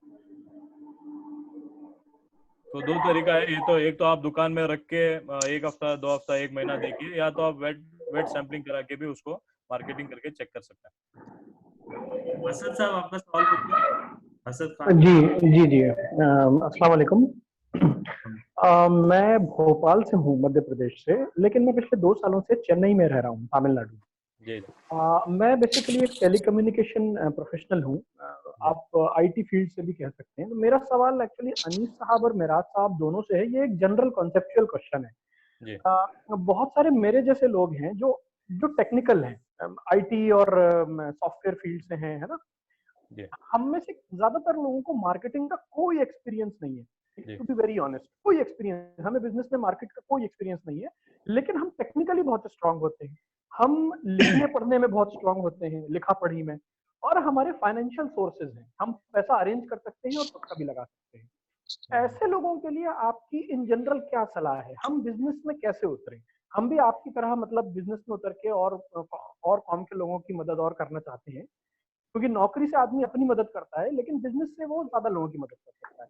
तो हम किसी ऑलरेडी प्लेयर्स जो हैं मार्केट में उनके साथ अटैच हों, कि हम पहले किसी के इन्वेस्टर बने और देन फिर बैकग्राउंड में काम करें, फिर फोर फ्रंट में आए, हम कैसे आए बेसिकली आगे? ये मेरा एक जनरल सवाल है आप लोगों से। जी मेराज भाई। जो मैंने बताया कि मुशारका में ये आ सकते हैं फिर जी, तो इस्लामिक फाइनेंस के सिस्टम मुशारका है, उसमें पार्टनरशिप पे हो जाता है आपका हमारे साथ। देखिए मैं इस क्वेश्चन को ले सकता हूँ अगर अनीस भाई अलाउ करें तो। जी जी जी। मैं भी एक आईटी प्रोफेशनल हूँ और एक मल्टीनेशनल कंपनी में, हमारे बड़ी बड़ी मल्टीनेशनल कंपनी में काम किया है। वो अनीस भाई म्यूट किया है मदर भाई आपको, आप लें क्वेश्चन को प्लीज। हाँ, तो इसमें जो कैसे आ सकते हैं, मैं दो बात करूंगा। एक कि अब जो प्रोफेशनल्स हैं वो कैसे फूड इंडस्ट्री में आ सकते हैं। तो जैसा कि आपने खुद ही एक हिंट दिया है कि जो पहले से बिजनेस में है उनके साथ एसोसिएट हो सकते हैं, एज एन इन्वेस्टर एसोसिएट हो सकते हैं। वो स्मॉल इन्वेस्टर हो सकते हैं कि समझिए कि किसी की कोई बिजनेस है, उसमें आपने मुदारबा बेसिस पे 50,000 या 1 लाख का इन्वेस्ट किया और आप देख रहे हैं ट्रेंड कैसा चल रहा है। एंड आप जहाँ पे इन्वेस्ट करते हैं वो पूरी ट्रांसपेरेंसी रखते हैं कि प्रोडक्ट कैसे मैन्युफैक्चरिंग होता है, फार्म से लेके मार्केटिंग से लेके पेमेंट तक आने तक, फिर कैलकुलेशन क्या है, मार्जिन क्या है, आप उसको 1-2 साल तक या 6-8 महीने तक ट्रेंड देख सकते हैं। और इसमें आपको बिजनेस का एक्सपीरियंस भी होगा, प्रोडक्ट का एक्सपीरियंस भी होगा, तो आप उसको आगे इन्वेस्टमेंट बढ़ा सकते हैं और फिर उसमें आ सकते हैं। एक जो ट्रेंड है ना, मिल्लत का रिस्क टेकिंग कैपेसिटी कम है। ये नहीं कि हिम्मत कम है, मुस्लिम में तो हिम्मत होता ही है, लेकिन हमारे हालात ऐसे हैं कि हमारे अंदर रिस्क टेकिंग कैपेसिटी कम है। तो उसके लिए जो फूड इंडस्ट्री है उसमें महराज ने वो बताया भी है कि को मैन्युफैक्चरिंग करके टर्म है, को मैन्युफैक्चरिंग। जैसे बहुत सारे साथी ने क्वेश्चन किया है कि हम ऐसा कर सकते हैं कि हमारे पास कंज्यूमर मार्केट है ऑलरेडी, समझिए नांदेड़, परभनी और इलाके का जो एक एरिया है, डिस्ट्रिक्ट है, उसमें कंज्यूमर मार्केट है, लेकिन हम मैन्युफैक्चरिंग यूनिट लेके आना नहीं चाहते हैं। व्हाट वी वांट कि कोई माल बना के दे दे और हम अपनी प्राइवेट लेबलिंग ये 5 डिस्ट्रिक्ट में करेंगे और इसको पहले कैप्चर करेंगे। जब ये मार्केट हमारे लिए हो जाएगा तो eventually will come into the manufacturing side. तो ये भी एक एरिया है कि को मैन्युफैक्चरिंग में भी आ सकते हैं। तो को मैन्युफैक्चरिंग के लिए उसके लिए भी टेक्निकल एक्सपर्टीज लगने चाहिए, ऐसे अनीस भाई और मेराज जैसे लोग कि वो बताए कि किसके साथ। नहीं तो समझिए कि हमने एबीसी के साथ को मैन्युफैक्चरिंग एग्रीमेंट किया नागपुर में और वेस्ट बंगाल में, और वो पैसे दिए उसको मैन्युफैक्चरिंग करने के लिए और वो मैन्युफैक्चरिंग करके नहीं दे रहा है। तो ये सब थोड़ा नो एंड हाउ के लिए तो टेक्निकल एक्सपर्टीज लगती है, लेकिन जरूरी नहीं कि डे वन से, जैसा कि अनीस भाई ने कहा ना कि अभी मिल्लत को ट्रेडिंग में भी आना है, मतलब मार्केट कैप्चर करने के लिए मैन्युफैक्चरिंग साइड आना ही होगा। और मैन्युफैक्चरिंग साइड आने के लिए एक वे जो है वो यहाँ पर ये है कि हम शुरू में स्टार्टिंग में को मैन्युफैक्चरिंग में आ सकते हैं कि प्रोडक्ट हमने आइडेंटिफाई कर लिया कि हमारे 5 डिस्ट्रिक्ट में ये प्रोडक्ट चलता है फूड इंडस्ट्री के, मतलब वेजिटेबल में, फ्रूट्स में या फिर सी फूड में, और हम उसको फिर प्राइवेट लेबलिंग करके प्लान किया। और उसमें अगर देखिए फंड की अगर प्रॉब्लम आती है तो मिल्लत को तो रिफा ने मतलब पहले भी ट्रेंड किया, शारिक निसार साहब वगैरह ने, कि मुशारका में आ सकते हैं, मुदारबा में आ सकते हैं, दूसरे जो फाइनेंशियल मॉडल है इसमें आ सकते हैं। और इस तरह छोटे काम समझिए कि 50 लाख पे 60 लाख पे 3-4 लोग मिलकर स्टार्ट करेंगे तो एक बड़ा बिजनेस मॉडल ना वो पिरामिड टाइप से बन सकता है। तो ये दोनों क्वेश्चन मेरे हिसाब से मैंने आंसर किया। एक तो जो प्रोफेशनल है वो कैसे आ सकते हैं, स्टार्टिंग में वो छोटे छोटे इन्वेस्टमेंट के साथ आ सकते हैं और उनके साथ मार्केट उनको पता चलेगा, एक्सपीरियंस होगा। दूसरा कि को मैन्युफैक्चरिंग में पहले आने के बाद फिर हम मैन्युफैक्चरिंग में आ सकते हैं। अगर इससे डिफर करते हैं अनीस भाई और मेराज तो डिफर कर सकते हैं, लेकिन ये मेरा एक्सपीरियंस है क्योंकि मैं भी मेराज के साथ काम करता हूँ। खैर मदद साहब, असल में बहुत सारे लोग अभी बहुत सारे मैटर मजहर भाई ने सही बताया, चूंकि 18 साल वो आईटी इंडस्ट्री में होके अभी फूड इंडस्ट्री में आए हैं। बहुत सारे लोग ई मार्केट प्लेसेस भी एक्सप्लोर कर रहे हैं। अभी तो इंडिया में सिर्फ पहले तो छोटे छोटे प्लेयर्स थे, लेकिन फ्लिपकार्ट और अमेजोन आने के बाद में तकरीबन सब लोग जो है मार्केट से निकल गए। लेकिन यूनिक कॉन्सेप्ट के साथ बहुत सारे ई मार्केट प्लेसेस आ रहे हैं। अभी जैसे नियर डॉट स्टोर बोल के एक नया ई मार्केट प्लेस है, तो ये पूरे कॉलोनीज को, मतलब ये सिर्फ मुंबई में ऑपरेट करता है, जो बड़े बड़े कॉलोनीज हैं उनको टारगेट करके जो है ये लोग अभी काम कर रहे हैं। और मुंबई में नेक्स्ट डे डिलीवरी का ये लोग नया कॉन्सेप्ट शुरू किए हैं। बहुत सारे, एक नया कॉन्सेप्ट है एफिलिएट मार्केटिंग, मतलब रेफरल मार्केटिंग जिसको कहते हैं।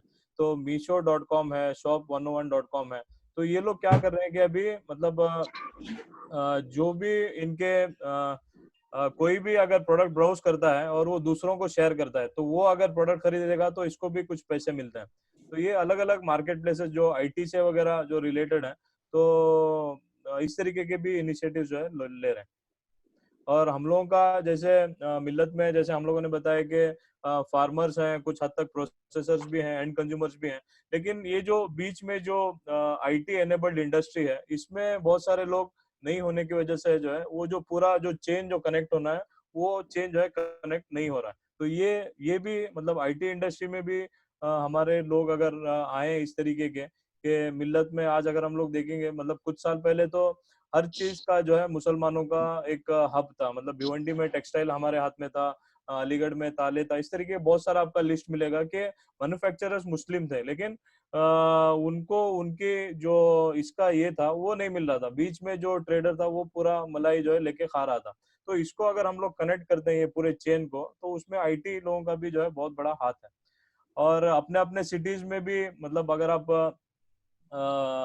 मुंबई या ऐसे मेट्रो सिटीज देखेंगे तो कोई एक प्लेयर नहीं है, बहुत सारे प्लेयर्स इसमें जो है जंप मारे। हाइपर लोकल डिलीवरी है कि आपको विद इन 60 मिनट्स या विद इन 120 मिनट्स आपको माल पहुंचाना है, तो उसके लिए ऐप बहुत सारे लोग बना रहे हैं और बहुत सारे लोग सस्टेन भी जो है कर रहे हैं। तो आईटी भी एक बहुत बड़ी इंडस्ट्री है जिसमें जो कंज्यूमर मार्केट में हम लोग एंटर कर सकते हैं और सस्टेन भी जो है कर सकते हैं।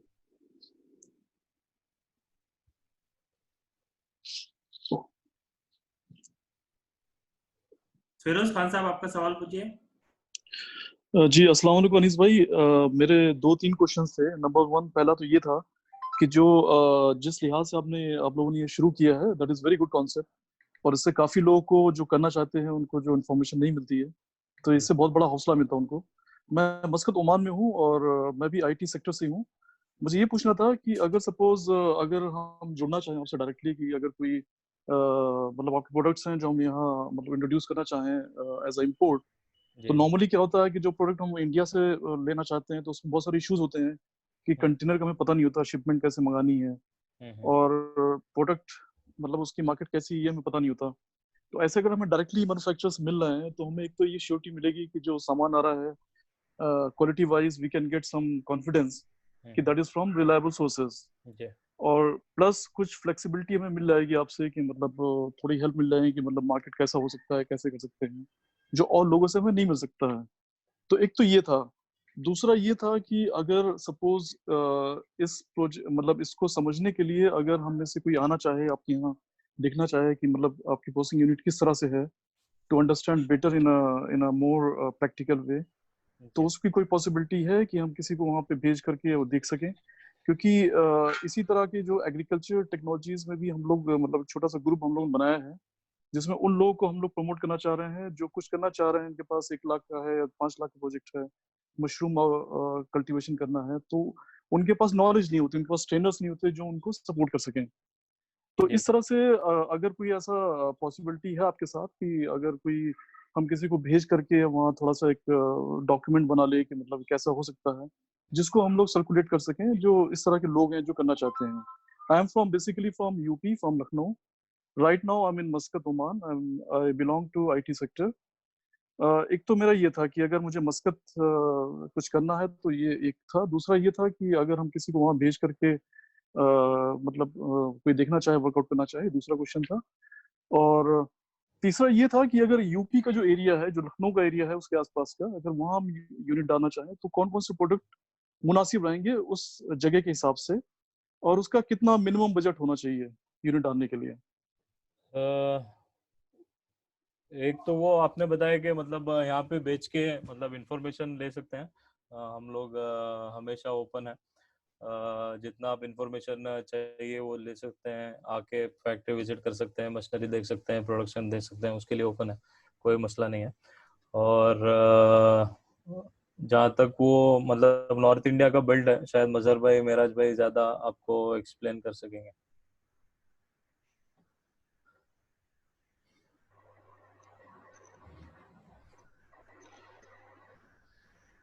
तो जहाँ तक वो इन्फॉर्मेशन और फैक्ट्री विजिट का, आप कभी भी आ सकते हैं, मसला नहीं है।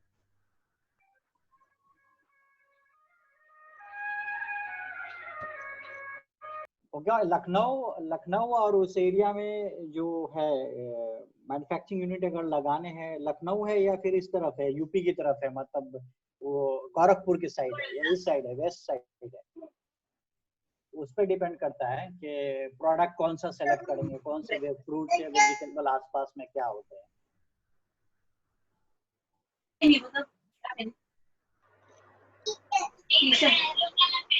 हेलो सलमान साहब, आपका सवाल पूछिए। सलमान साहब। हेलो, अस्सलाम वालेकुम भाई। अस्सलाम। भाई मेरे को ये जानना था, अगर एक फैक्ट्री डालनी है तो मेरे को तो मतलब तसव्वुर भी नहीं हो रहा कि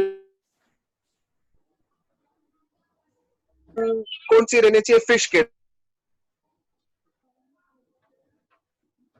एरिया लगेगा एक मैन्युफैक्चरिंग यूनिट डालने के लिए, और कितने मशीनरीज नॉर्मली लगेंगी? जी मेराज भाई।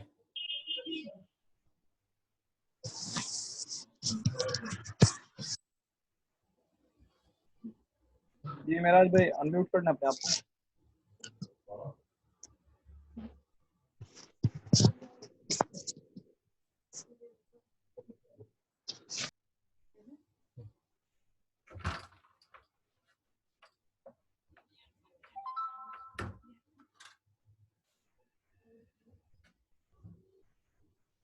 अनवर भाई अनम्यूट से कीजिए मेरा आपको। हाँ मैं कर रहा हूँ, अनम्यूट नहीं हो रहे, पता नहीं। वो को होस्ट है ना? हाँ हाँ वो अभी हो गया। मेरा साहब अनम्यूट किया है, आप बोलिए। हेलो, एक्चुअली में यहाँ मौसम खराब है, इसलिए नेटवर्क का प्रॉब्लम हो रहा है। आपको अनम्यूट किया हो मेरा साहब, आपके सवाल का जवाब दीजिए। जी जी जी जी, सवाल फिर एक बार रिपीट करेंगे प्लीज।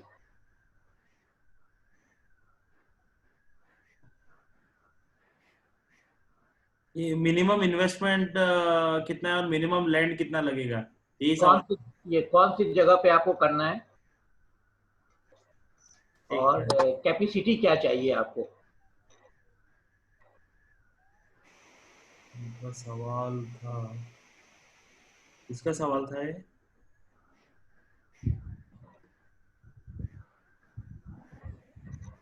हम दूसरा सवाल लेते हैं जब तक। इसका आंसर दे सकते हैं मेराज भाई आप, कि मिनिमम जो है ना इस इंडस्ट्री में कितने बजट से शुरू कर सकते हैं? बेसिकली वो ये पूछना चाह रहे थे। डिपेंड करता है ना सर कि कैपेसिटी कितने है, 1 टन है, 500 kg, 2 टन पर आवर्स की कैपेसिटी है, फिर लोकेशन कौन सा है, कौन से प्रोडक्ट के लिए करना है। ठीक है, तो उसके लिए हम रिफा से कांटेक्ट करने के लिए बोलेंगे हर किसी को, जो लोग भी यहाँ पे, वो चाहे फूड इंडस्ट्री हो चाहे ये अपना सी फूड प्रोसेसिंग हो, जो लोग भी अपना बिजनेस लगाना चाहते हैं, हम लोगों को बोलेंगे कि रिफा से आप कांटेक्ट करेंगे, नंबर मैं अभी आपको बता दूंगा प्रोग्राम के एंड में। ठीक है जी। मोहम्मद जकी साहब, आपका सवाल पूछिए। मोहम्मद जकी।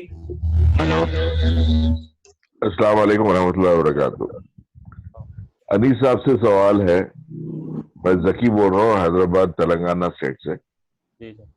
जज़ाकल्लाह खैर for a very beautiful presentation. मेरा सवाल ये था कि हमने फिश इंडस्ट्री, वेजिटेबल इंडस्ट्री के बारे में बात की है, ड्राई फ्रूट्स के बारे में बात की है। ये जो आजकल नया क्रेज शुरू हुआ है पेट एनिमल्स का, तो वहाँ की मार्केट और वो सेक्टर कैसा है कैन फूड्स के? बहुत बड़ा इंडस्ट्री है। उसमें 2 कैटेगरीज हैं, एक तो वेट फूड है, एक ड्राई फूड है। जी। तो ड्राई फूड और वेट फूड दोनों भी बहुत बड़े, मतलब अगर आप मतलब हैदराबाद में भी देखते होंगे कि एक के बाद बहुत सारे लोग जो है दुकानें खोल रहे हैं। और इवन जब बाकी सारे आज भी लॉकडाउन में बहुत सारे मतलब हमारे सिटीज में हम लोग देखते हैं कि दूसरे दुकानें बंद हैं, लेकिन ये पेट फूड का दुकानें जो है खुली हैं। तो पूरा मतलब फुल फ्लेज अगर आप मतलब दिन में 50,000 प्लस कैंस का अगर आप बात करते हैं तो तकरीबन 50 to 60 लाख की उसी मशीनरी है। अगर आप छोटे लेवल पे भी करना चाहते हैं तो ये नॉर्मली मतलब गोवा में एक कंपनी है पिकनिक के नाम से, तो वो बहुत मतलब एक 2 रूम के स्पेस में जो है पूरा वो जो है इंडस्ट्री चलाते हैं। तो उसमें मछली असल में जो कैट है या डॉग है तो उसका एक रेसिपी है, मतलब एग्जैक्ट तो उसका मालूम नहीं है, वो रेसिपी अगर आप बना के देते हैं तो बहुत सारे वो भी मार्केट में आज चल रहे हैं कंपेयर टू जो बाहर के जो ब्रांड्स हैं, जो जी पेडिग्री है, विस्कस है या मियो है, तो वो हाई प्राइस्ड है। जो लोग कम में अपने कुत्तों को बिल्ली को खिलाना चाहते हैं तो वो ऐसे मामूली पिकनिक जैसे ब्रांड्स भी जो है खिला रहे हैं।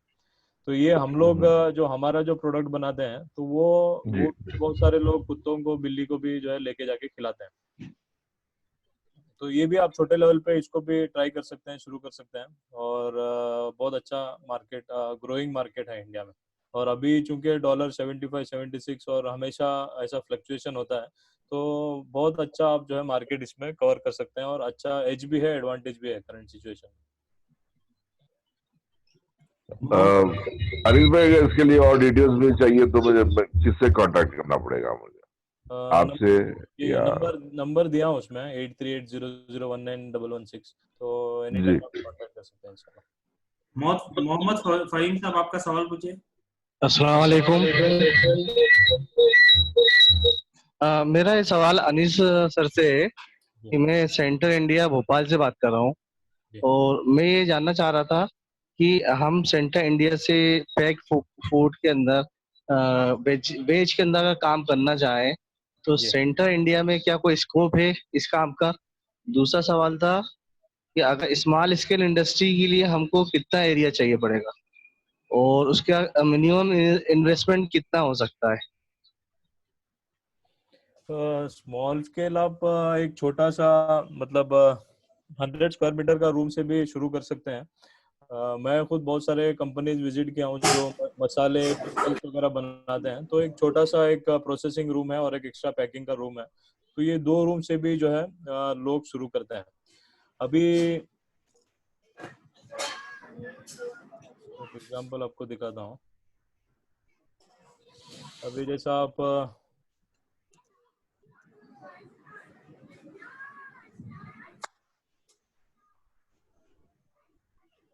ये पिकल का इंडस्ट्री भी जो आज बहुत बड़ा मतलब इंडस्ट्री है, स्पेशली मीट पिकल्स में। ये आपको मतलब प्रॉन्स पिकल है, मटन पिकल है, फिश पिकल है। इसमें बीफ के भी पिकल्स, एक कंपनी है केरला में जो बीफ पिकल भी बनाती है, और आप अगर अमेजोन में सर्च करेंगे तो बहुत सारे ब्रांड्स, प्रीमियम ब्रांड्स भी और लोकल ब्रांड्स भी आज अमेजोन में जो है सेल कर रहे हैं। तो आप छोटे लेवल पे भी अगर ये करके भी ई कॉमर्स में अगर शुरू करते हैं, ट्राई करते हैं, आपका मार्केट टेस्ट करना चाहते हैं, तो बहुत सारे आपको अपॉर्चुनिटीज हैं। वेज में भी अगर आप अमेजोन में जाके कैरेट पाउडर मारेंगे तो आपको बहुत सारे मतलब ऐसे कंपनीज हैं जो सिर्फ आज पैकेजिंग में और लुक्स में आज लोगों को जो है बाहर है। ये जैसे कैरेट पाउडर है, अभी इसका 200 ग्राम का जो है 450 रुपीज है, और ये अगर आप देखते हैं तो इसमें इनका जो फोकस है 100% pure, 100% natural, 100% vegan, 100% no additive, no GMO, no preservatives. तो ये सारे लोगों को जो है अट्रैक्ट करने के लिए चीजें हैं। तो ये अगर आप अच्छा हाइजीनिक कंडीशन में जो FSSAI स्टैंडर्ड्स है उससे अगर आप बनाते हैं तो एक बहुत बड़ा मतलब आपके लिए अपॉर्चुनिटी है इंडिया में आज मार्केट जो है पैदा करने के लिए। और इसका आप प्रोडक्ट्स देखेंगे तो बीटरूट पाउडर है, कैरेट पाउडर है, मोरिंगा पाउडर है, पोमोग्रेनेट पाउडर है। तो ये हालांकि मतलब इसका वैल्यू कुछ भी नहीं है, लेकिन आप जब इसको अच्छी पैकेजिंग में, अच्छे प्रेजेंटेशन में आप डालेंगे तो ये आप देखिए कि वाटरमेलन पाउडर है, तुलसी लीव्स है, स्पिनच है, रेड ऑनियन पाउडर है, तो ये आपको अच्छे रेट में लोग आपसे खरीदने के लिए तैयार होंगे। और आज जो हेल्थ मतलब हेल्थ इश्यूज हैं, लोग जो है पेस्टिसाइड से डर रहे हैं या मार्केट से वेजिटेबल खरीदने के लिए डर रहे हैं, तो एक बहुत बड़ा middle class, upper middle class तबका है जो इस तरीके के प्रोडक्ट्स जो है चाहता है। तो ये आप कोई भी गांव में, कोई भी विलेज में, कहीं पे भी छोटे लेवल पे इस तरीके के प्रोडक्ट शुरू कर सकते हैं। अनीस भाई, इसी में मैं एक चीज और पूछना चाह रहा था कि जो पिकल्स का मार्केट जो एक्सपोर्ट में है, अगर क्या उसको हम स्मॉल स्केल इंडस्ट्री से चालू कर सकते हैं क्या? उसमें स्कोप है क्या? हाँ, एक्सपोर्ट में भी स्कोप है और खुद इंडिया में भी इतना बड़ा मार्केट है जो हम लोगों ने अभी तक ट्राई नहीं किया है। और आज ई कॉमर्स शुरू होने के बाद में आपका मतलब इतना एक्सपोजर आपको मिलता है कि आप तस्वीर भी नहीं कर सकते कि ऐसे ऐसे जगह से जो आपको ऑर्डर्स आएंगे। तो इनिशिएटिव लेना है छोटे से इसमें, लेकिन वो जो FSSAI के जो ये है कि आपको वो स्टैंडर्ड्स के हिसाब से, रेगुलेशंस के हिसाब से आप हाइजीन मेंटेन करके अल्टीमेटली एक बार कस्टमर मतलब अलग अलग वेराइटीज ट्राई करता है और अगर आपका उसका प्रोडक्ट अच्छा लगता है तो कंटिन्यूअसली आपका ही वो कस्टमर बनेगा। ये आवाज बंद कर रहे। अबरार तंबोली साहब आपका सवाल पूछे। अबरार तंबोली। अस्सलाम वालेकुम। बहुत बहुत जज़ाकल्लाह खैर अनीस भाई और बाकी के हज़रात, इतना अच्छा आपने प्रेजेंटेशन दिया। मेरा सवाल, आवाज जोर से। मेरा क्वेश्चन ये था कि जैसे इन्वेस्टमेंट स्कोप है क्या? बिकॉज हम बहुत सारे जैसे अभी क्वेश्चन भी पूछा गया IT फील्ड से रिलेटेड, तो मैं भी IT फील्ड से रिलेटेड हूँ, तो इन्वेस्टमेंट का कुछ अपॉर्चुनिटी रहता है क्या? जैसे हम अगर कुछ इन्वेस्टमेंट करना चाहिए।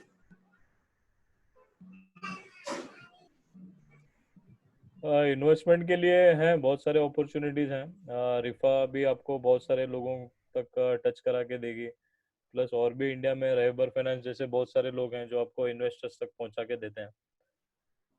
तो अभी तक इंडिया में मिल्लत से अभी तक ऐसा प्लेटफॉर्म आया नहीं है कि हम लोग छोटे छोटे जो प्लेयर्स हैं, मतलब जो किसी को 5,000 चाहिए, 10,000 चाहिए, 20,000 चाहिए, इस तरीके का मॉडल अभी इंडिया में इवॉल्व हुआ नहीं है। लेकिन चूंकि आप IT इंडस्ट्रीज से ही हैं तो बहुत सारे ऐसे मतलब दूसरे प्लेयर्स हैं। एक आपको एक रंगदे एक वेबसाइट है जो माइक्रो लेवल जो है आपको ये करते हैं, मतलब छोटे छोटे जो गाय का दूध जो ये करते हैं उनको 5,000 चाहिए, उनको 10,000 चाहिए। तो इस तरीके के लोगों तक जो है वो आप मतलब इनका मॉडल ऐसा है कि आप 100 रुपए से जो है शुरू कर सकते हैं, 100 रुपए से 5,000, 10,000, और ये पूरा प्रोफाइलिंग जो है इनका पूरा बना हुआ है। जो वुमन एंटरप्रेन्योर्स हैं, जो गांव के एंटरप्रेन्योर्स हैं, entrepreneurs from north east, entrepreneurs from agriculture sector, तो इस तरीके का बहुत सारे ऐसे आपको वेबसाइट्स मिलेंगे जो इस तरीके का इनिशिएटिव्स लिए हैं। क्योंकि मिल्लत में इस तरीके का कॉन्सेप्ट नहीं है, तो हम लोग असल में ये है कि बहुत सारे कंपनीज हैं जो जिसको इन्वेस्टमेंट चाहिए और बहुत सारे इन्वेस्टर्स भी हैं जिनके पास पैसा बहुत है, लेकिन कहाँ इन्वेस्ट करना है, कैसे इन्वेस्ट करना है, गाइड कौन करेगा, ये आइडिया नहीं है। तो ये भी एक बहुत बड़ा गैप है जो हम लोगों को मिल्लत में इसको फुलफिल करना है। कुछ इनिशिएटिव्स लिए गए हैं, रिफा चैम्बर ऑफ कॉमर्स भी इसमें बहुत आगे मतलब बढ़ के काम कर रही है। तो आप रिफा चैम्बर सलाउद्दीन भाई को कांटेक्ट करेंगे तो बहुत सारे आइडियाज वो भी इंशाल्लाह देंगे आपको। जी अशफाक अब्दुल गनी साहब आपका सवाल पूछिए। जी हाँ, फॉलोअप क्वेश्चन ये था अनीस भाई से और मिराज भाई से कि ये FSSAI लाइसेंसिंग का एक बेसिक कॉस्ट कितना आता है? ये मतलब अगर एक स्मॉल मैन्युफैक्चरर फूड प्रोसेसिंग में जाना चाहता है तो ये लाइसेंसिंग का कॉस्ट कितना आता है? 6,000 स्टेट लाइसेंस है, फिर आप सेंट्रल लेवल पे जाते हैं तो फिर 8,000 9,000 उसका 1 ईयर का कॉस्ट होता है। तारिक फिरोज साहब आपका सवाल पूछिए। जी अस्सलाम वालेकुम। मैं थोड़ा सा लेट ज्वाइन हुआ, तो मेरी दरख्वास्त आप लोगों से ये है कि अगर ये जो शायद रिकॉर्डिंग हो रही है प्रोग्राम की, अगर पॉसिबल है तो आप प्लीज शेयर कर दीजिए। मैं MP ग्रुप में ज्वाइन हूँ, लेकिन मैं काम बहरीन में करता हूँ और यहाँ मेरा फार्मा इंडस्ट्री से ताल्लुक है। तो जैसे अभी आप लोगों ने देखा होगा कि जो कोविड की जो कंडीशन है, इसमें मास्क, ग्लोव्स और सर्जिकल आइटम्स की बड़ी मतलब डिमांड रही। जिन लोगों के पास एक्सपोर्ट इंपोर्ट का लाइसेंस था उनकी माशाल्लाह बड़ा अच्छा मतलब उनका काम हो गया। तो क्या पॉसिबिलिटी होती है, क्या उसका प्रोसीजर होता है कि एक्सपोर्ट इंपोर्ट का लाइसेंस भले ही हम परमानेंट ना लेके उससे जरूरत पड़े, लेकिन हम उसको इस्तेमाल अपने वक्त पे करें? मतलब जरूरी नहीं कि मैं हर बार उसका इस्तेमाल करूं, लेकिन जब मुझे जरूरत पड़े तब मैं उसको इंपोर्ट या एक्सपोर्ट के लिए करूं, तो उसकी क्या शक्ल हो सकती है वहां से? एक नॉर्मली आईईसी सर्टिफिकेट की जरूरत है, इंपोर्ट एक्सपोर्ट कोड, जो आप खुद अगर रजिस्टर करेंगे तो सिर्फ 500 उसकी फीस होती है। तो बेसिक जो आप कंपनी रजिस्टर करते हैं, उसके अलावा जीएसटी भी नॉर्मली 2000 में आपका बन जाता है। फिर इंपोर्ट एक्सपोर्ट कोड करके आप हमें कभी भी जो है आपकी कंपनी रेडी रख सकते हैं। और इस तरीके के जब हालात आते हैं जिसमें इंपोर्ट या एक्सपोर्ट करना होता है, तो इसका फायदा जो है उठाया जा सकता है। मोहम्मद आरिफ साहब आपका सवाल पूछिए। सलाम अनीस भाई। वालेकुम सलाम। मैं नीरज महाराष्ट्र से हूँ, आपकी करीबी हूँ। जी जी और I just wanted to know, अगर आप टीयर 3 सिटीज में लोकल में जा रहे हो, छोटी सिटीज में, जी तो आप क्या ऑफर करना चाहिए मार्केटिंग एजेंसीज के साथ में, या तो यहाँ के सुपर मार्केट या यहाँ के मार्केटिंग के लिए? तो we are interested in this. इंशाल्लाह इंशाल्लाह कांटेक्ट करेंगे जरूर। जी जैनुल आबिदीन साहब आपका सवाल पूछिए। जी अस्सलाम वालेकुम। सवाल तो आपने ऑलरेडी आंसर कर दिए मेरे। जी। एक ऑब्जर्वेशन था, क्योंकि मैं हैदराबाद का हूँ और दिल्ली में रहता हूँ, और मैं भी आईटी में हुआ करता था पहले। तो कई लोग ने ऑब्जर्व किया कि आईटी के लोग किस तरह से में अंदर आए इस बिजनेस में। तो और जैसे आपने ये ऑब्जर्व किया कि डिस्ट्रीब्यूशन में हमारा वीकनेस है, और जो दूसरे कौम के लोग हैं वो ज्यादा मार्जिन ले जाते हैं। तो ये एक अच्छी अपॉर्चुनिटी हो सकती है जो लोग आईटी में हैं, तो एक प्रोग्राम बनाएं, वेबसाइट बनाएं, या जिस तरह का विफा ने भी ऑलरेडी कर रखा है कि ऑनलाइन मार्ट टाइप बनाया है, उसको फिजिकली हर स्टेट में रखें, एंड डिस्ट्रीब्यूटर्स जो अपने लोग हैं उनका डेटा कलेक्ट करके उनको रजिस्टर करवाएं, ताकि हमारे पास मार्केटिंग की स्ट्रेंथ हो। तो ये मेरा सजेशन था। असल में ये जो पूरा मारवाड़ी जो सेटअप है जो ट्रेडिंग में है, तो उनकी कुछ मतलब खासियतें आप जिनको कहते हैं, तो वो है जो खुद फितरती तौर पर मुसलमानों के अंदर होती हैं, लेकिन चूंकि वो हम लोग नहीं फॉलो कर रहे हैं, तो बहुत सारे इसमें हम लोग पीछे हैं, लैग करते हैं। अभी जैसा एक एग्जांपल है, जैसे मोबाइल का अगर दुकान है, एक हमारे पास में ही एक मारवाड़ी का भी मोबाइल का दुकान है और हमारा भी मोबाइल का दुकान है।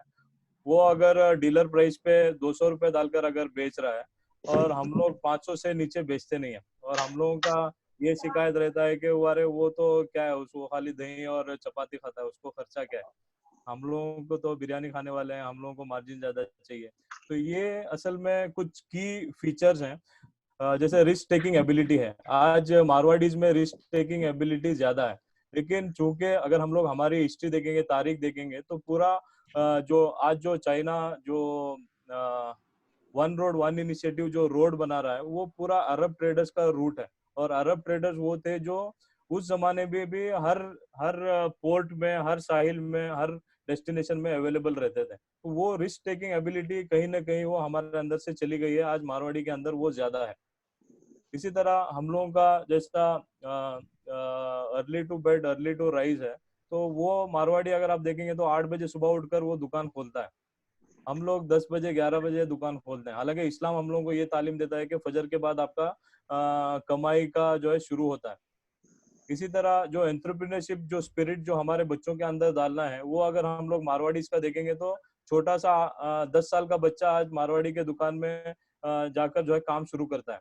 लेकिन हम लोग जब ग्रेजुएशन तक बच्चे तक पढ़ाते हैं और फिर बिजनेस में एंट्री दिलाते हैं, वही एज में मारवाड़ी का ऑलरेडी 10-12 साल का एक्सपीरियंस ऑलरेडी है। तो ये सारे चीजें हालांकि इनबिल्ट मुसलमानों के अंदर है, इस्लाम इसकी तालीम देता है, लेकिन आज चूंकि वो हम लोग नहीं फॉलो करने की वजह से मतलब ये जो जेम्स हैं वो कोई भी फॉलो करे, मारवाड़ी फॉलो करे वो सक्सेस होगा, हम लोग फॉलो करें हम लोग सक्सेस होंगे। तो ये बहुत सारे कुछ की पॉइंट्स हैं, वो उसके ऊपर भी जो हम लोगों को गौर करना जरूरी है। मोहम्मद सफीर साहब आपका सवाल पूछिए। मोहम्मद सफीर साहब।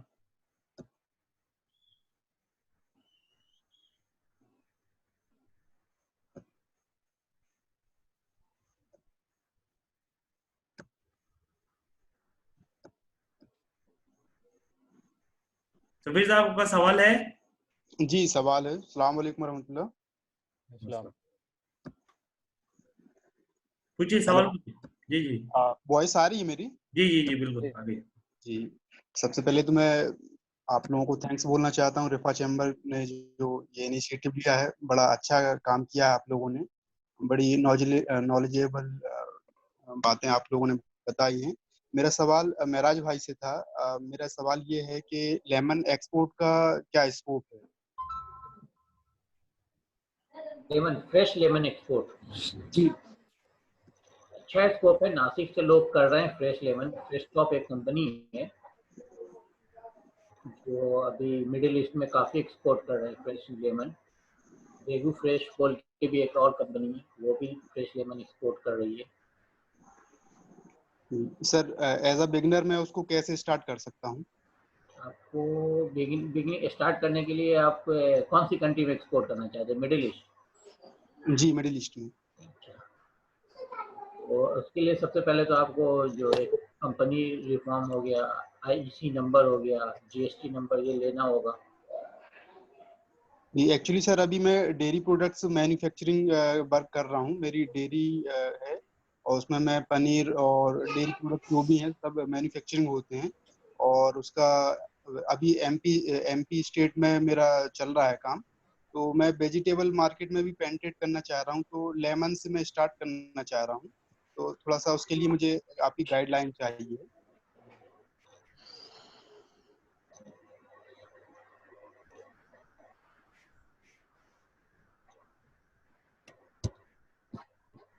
मेरा साहब कॉल सुना ना आपने उनका? हाँ हाँ हाँ, आवाज आ रही है मेरी? जी आ रही है सर। जी जी।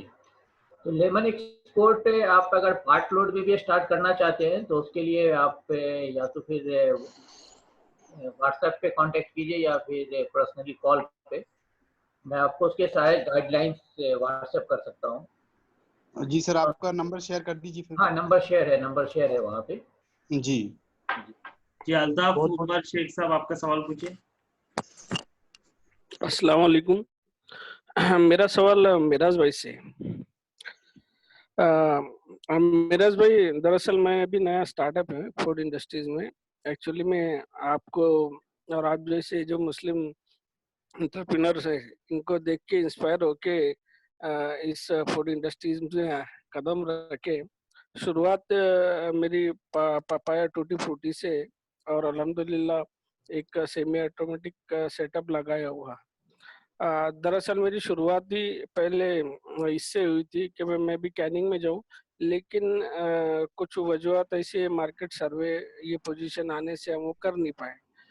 तो आज ये पोजीशन है हमारी कि हम चाहे तो कैनिंग में जा सकते हैं।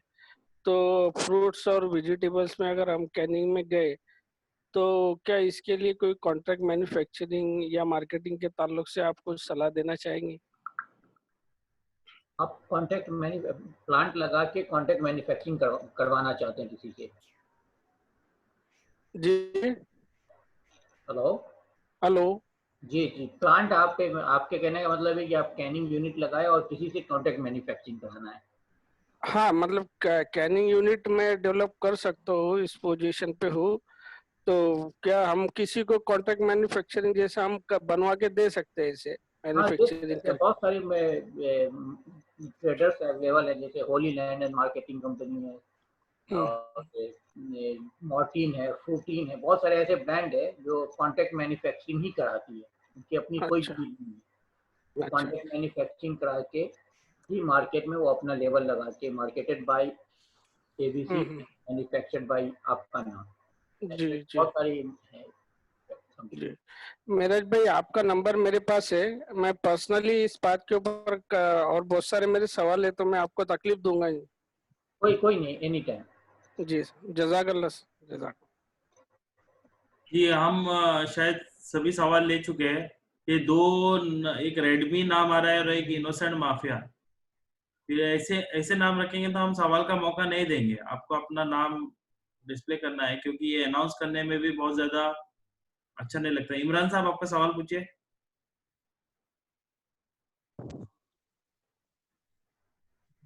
जी अस्सलाम वालेकुम। जी जी, मैं गार्लिक के पेस्ट के अंदर बिजनेस स्टार्ट करना चाहता हूँ, तो इसके अंदर मुझे कैसे क्या स्टार्ट करना होगा और इसका मार्केट मुझे कैसे क्या मिलेगा इंडिया और इंडिया के बाहर?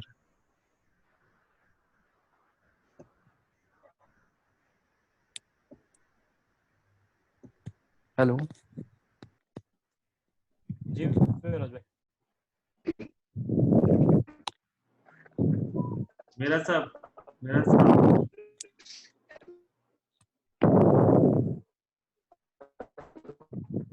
तो सवाल सुने ना आप। मेरा साहब का शायद डिस्कनेक्ट हो गया है।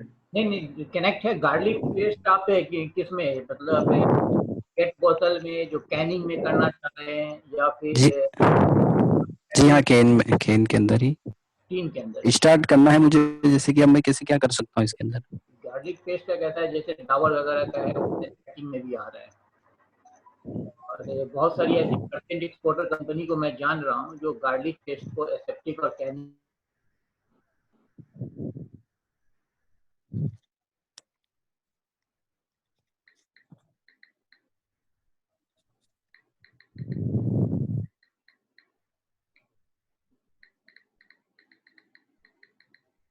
ठीक है, उनका कनेक्शन शायद लूज हो रहा है बार बार, तो वो मेराज साहब का नंबर दिया है मतलब भाई वहाँ पे, मेराज साहब का, अनिस साहब का, तो वो नंबर पे आप कांटेक्ट कर सकते हैं। दूसरा किसका सवाल है? इरफान अली साहब आपका सवाल पूछिए। अस्सलाम वालेकुम भाई, बहुत बहुत शुक्रिया आप लोगों का, आप लोगों ने अरेंज किया। मेरा सवाल ये है कि हमारा बेसिकली एक पेट शॉप है, अभी पेट फूड शॉप है, वो अभी हार्डली हमने 6 महीने पहले स्टार्ट किया। अल्हम्दुलिल्लाह हम देख रहे हैं, इनिशिएट किए थे। अभी आगे हमारा इरादा है, जैसा कि एक भाई ने हमारे बताया कि पेट फूड मैन्युफैक्चर हम कर सकते हैं, तो मुझे हमें भी मतलब ये सोच है कि हम पेट फूड मैन्युफैक्चर करें। तो बेसिकली इसमें मिनिमम इन्वेस्टमेंट और मिनिमम एरिया कितना ऑक्यूपाई होगा?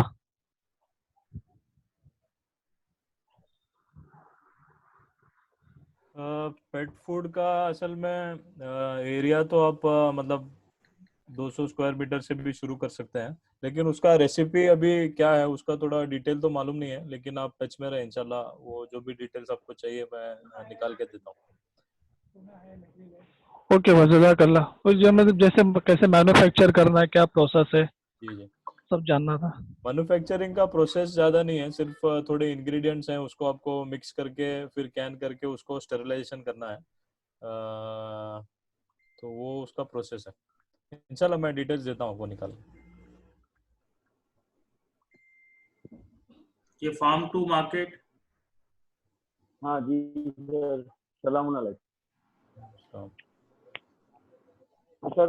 हम मेरा एक सवाल है, यहाँ पर अपने गुजरात के अंदर एग्रीकल्चर में टमाटर और वेजिटेबल्स बहुत अच्छे हो रहे हैं, तो हमारे यहाँ पर टमाटर का हो सके तो प्योरी का प्लांट या यहाँ पर कोई बना सकते तो ज़्यादा अच्छा रहता है सर। और उसके अलावा वेजिटेबल्स में जो है, तो हम मतलब ज़्यादा वेजिटेबल्स आते हैं तो उसको हम किस तरीके से बेचें तो हमें ज़्यादा बेनिफिट मिले और एग्रीकल्चर एम्प्लॉयमेंट भी खड़े हो।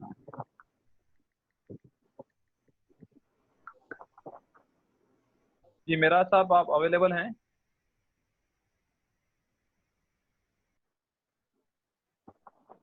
अनिस साहब आप भी जवाब दे सकते हैं, आप तो वेजिटेबल में भी हैं। हाँ, गुजरात से मतलब खुद तहरीक रुफ का भी बहुत सारे हैं। एक माफिकुल इस्लाम है बंगाल के, जो गुजरात से काफ़ी सारा वेजिटेबल्स, पोटैटो है, ऑनियन है, पोमोग्रेनेट है, ग्रेप्स है, जो गुजरात से बांग्लादेश एक्सपोर्ट करते हैं और वेस्ट बंगाल मार्केट में भी अच्छा खासा सप्लाई करते हैं। तो आप कांटेक्ट करें, इंशाल्लाह मैं उनका कांटेक्ट देता हूँ। तो हैं बहुत सारे हमारे लोग ही इसमें ट्रेडिंग में, और खुद गुजरात से ही बहुत सारा माल उठाते हैं, तो आप मुझे कांटेक्ट करें, उनका मैं कांटेक्ट नंबर आपको देता हूँ। ठीक है, जज़ाकल्लाह अनीस भाई और मेरा साहब। सलाउद्दीन भाई, we are done with all the questions. आप Yes, yes, yes. ठीक है, सबसे पहला पॉइंट जो मैं लोगों को कहना चाहता हूँ कि ये Rifa chamber of commerce and industry ने ये इनिशिएटिव लिया है स्टार्टअप सीरीज का और स्केल अप सीरीज दोनों का ही। तो आप लोग जो है फर्स्ट पॉइंट ऑफ कांटेक्ट रिफा को बनाए। दूसरा क्या है, रिपीटेशन जो है क्वेश्चन में आता है कि बजट क्या हो। ये एक दिन की चीज नहीं है कि आपको सिर्फ वो बता दें ऐसे क्वेश्चन आंसर में जो आपका हो जाए। तो आप लोग क्या करें कि एक नंबर नोट कर लें 73040783। ये मैंने चैट में डाला है ऑलरेडी, चैम्बर ऑफ कॉमर्स करके नंबर डाला। अनवर भाई आप भी डाल दीजिए, ठीक है। तो ये नंबर जो है रिफा का ऑफिशियल हेड ऑफिस का नंबर है। इस नंबर पे आप कांटेक्ट करें। वो तमाम लोग जो वेजिटेबल फूड प्रोसेसिंग में या सी फूड प्रोसेसिंग में इंटरेस्ट लेते हैं, तो हम लोग क्या करेंगे, एक ग्रुप बनाएंगे और उनके लिए फिर एक एक्शन प्लान बनाएंगे कि इसका क्या बजट है, कौन कब शुरू करने वाला है। तो हम चाहेंगे कि प्रैक्टिकली लोग बिजनेस शुरू करें, ये सिर्फ वेबिनार की हद तक नहीं रहे। हमारा काम है कि हम जो है ना मार्केट में इम्पैक्ट क्रिएट करें। और दूसरे सवाल जो बार बार आ रहे थे उसको भी मैं एक बार ये बोल देता हूँ कि कैसा रहता है कि एक बंदे के पास प्रोडक्शन का टैलेंट है और दूसरा बंदा आईटी प्रोफेशनल है, तो इससे घबराने की जरूरत नहीं। दोनों लोग कोलैबोरेशन की जो आजकल जो है ट्रेंड है, आपने देखा होगा कि चायोस 1000 करोड़ प्लस की कंपनी है। एक बंदे को चाय की डिफरेंट मतलब जो फ्लेवर्स हैं वो बनाने आते थे। 10,000 से ज्यादा टाइप की चाय है, दिल्ली की कंपनी है। और एक बंदा वो IITian था, दोनों ने कोलैबोरेट करके एक बड़ा ब्रांड बनाया जो 1000 करोड़ प्लस की कंपनी है। तो ये हम कर सकते हैं कि अगर हम टेक्नोलॉजी और मार्केट को जानते हैं, दूसरा बंदा प्रोडक्शन को जानता है, तो हम लोग कोलैबोरेशन करें आपस में और काम को शुरू करें। तो यहाँ पे हम लोग जो है ना बस विदा लेंगे। तमाम तारीफें अल्लाह ताला की लिए हैं और शुक्रगुजार हैं अल्लाह ताला की जिसने इस वेबिनार को कामयाब कराया। और मिराज साहब जो है वो समझ लीजिए कि कोई पहले कभी उन्होंने आज से पहले वेबिनार या कोई स्पीच नहीं दी, लेकिन एक उनका बैकग्राउंड है कि ट्रेडिंग से लेके मैन्युफैक्चरिंग, वो कोर लेवल पे इस चीज़ को जानते हैं, जिनको हम आगे रखेंगे। जो लोग भी इंटरेस्ट रहेंगे उनके लिए अनीस साहब को और मिराज साहब को और ऐसे लोगों को गाइडेंस के लिए रखेंगे। तो वो फिर भी हमारे कहने पे, रिफा के कहने पे आए, तो जज़ाकल्लाह खैर मिराज साहब का। और अनीस साहब तो रिफा के प्लेटफॉर्म पे पहले भी आते रहे, तो अनीस साहब और हर तरह की हेल्प रिफा को करते रहे। तो अनीस साहब के लिए मैं अनीस साहब को भी रिफा की तरफ से मैं जज़ाकल्लाह खैर कहना चाहूँगा। और हमारे जो होस्ट हैं अनवर साहब, अपना फैमिली टाइम का भी जो टाइम है वो तक दे रहे हैं रिफा को। ये नाइट टाइम में हम लोग वेबिनार करा रहे हैं, ठीक है। तो और जितने भी पार्टिसिपेंट्स हैं उन्होंने काफ़ी सीरियसनेस दिखाई। और हम चाहते हैं कि आप लोग जो मैसेज हैं वो आगे तक पहुंचाएं और लोगों को बताएं कि किसी को भी कोई इंडस्ट्री वाइज गाइडेंस चाहिए वो रिफा से कांटेक्ट करें। तो जितने हमारे मैसेज आते हैं आगे सर्कुलेट करें और आप लोग हमारी इस इनिशिएटिव को कामयाब बनाएं सपोर्ट करके कि आप लोग जुड़ें और मतलब जो सीरियस प्लान करें कि आप ये इंडस्ट्री में आते हैं आप कुछ करना, तो हम लोग ग्रुप बनाएंगे और आगे काम करेंगे, ठीक है। तो जज़ाकल्लाह खैर, मिलेंगे हम लोग सैटरडे को स्केल अप सीरीज में नई टॉपिक के साथ, ठीक है। जज़ाकल्लाह खैर, अस्सलाम वालेकुम, अल्लाह हाफ़िज़।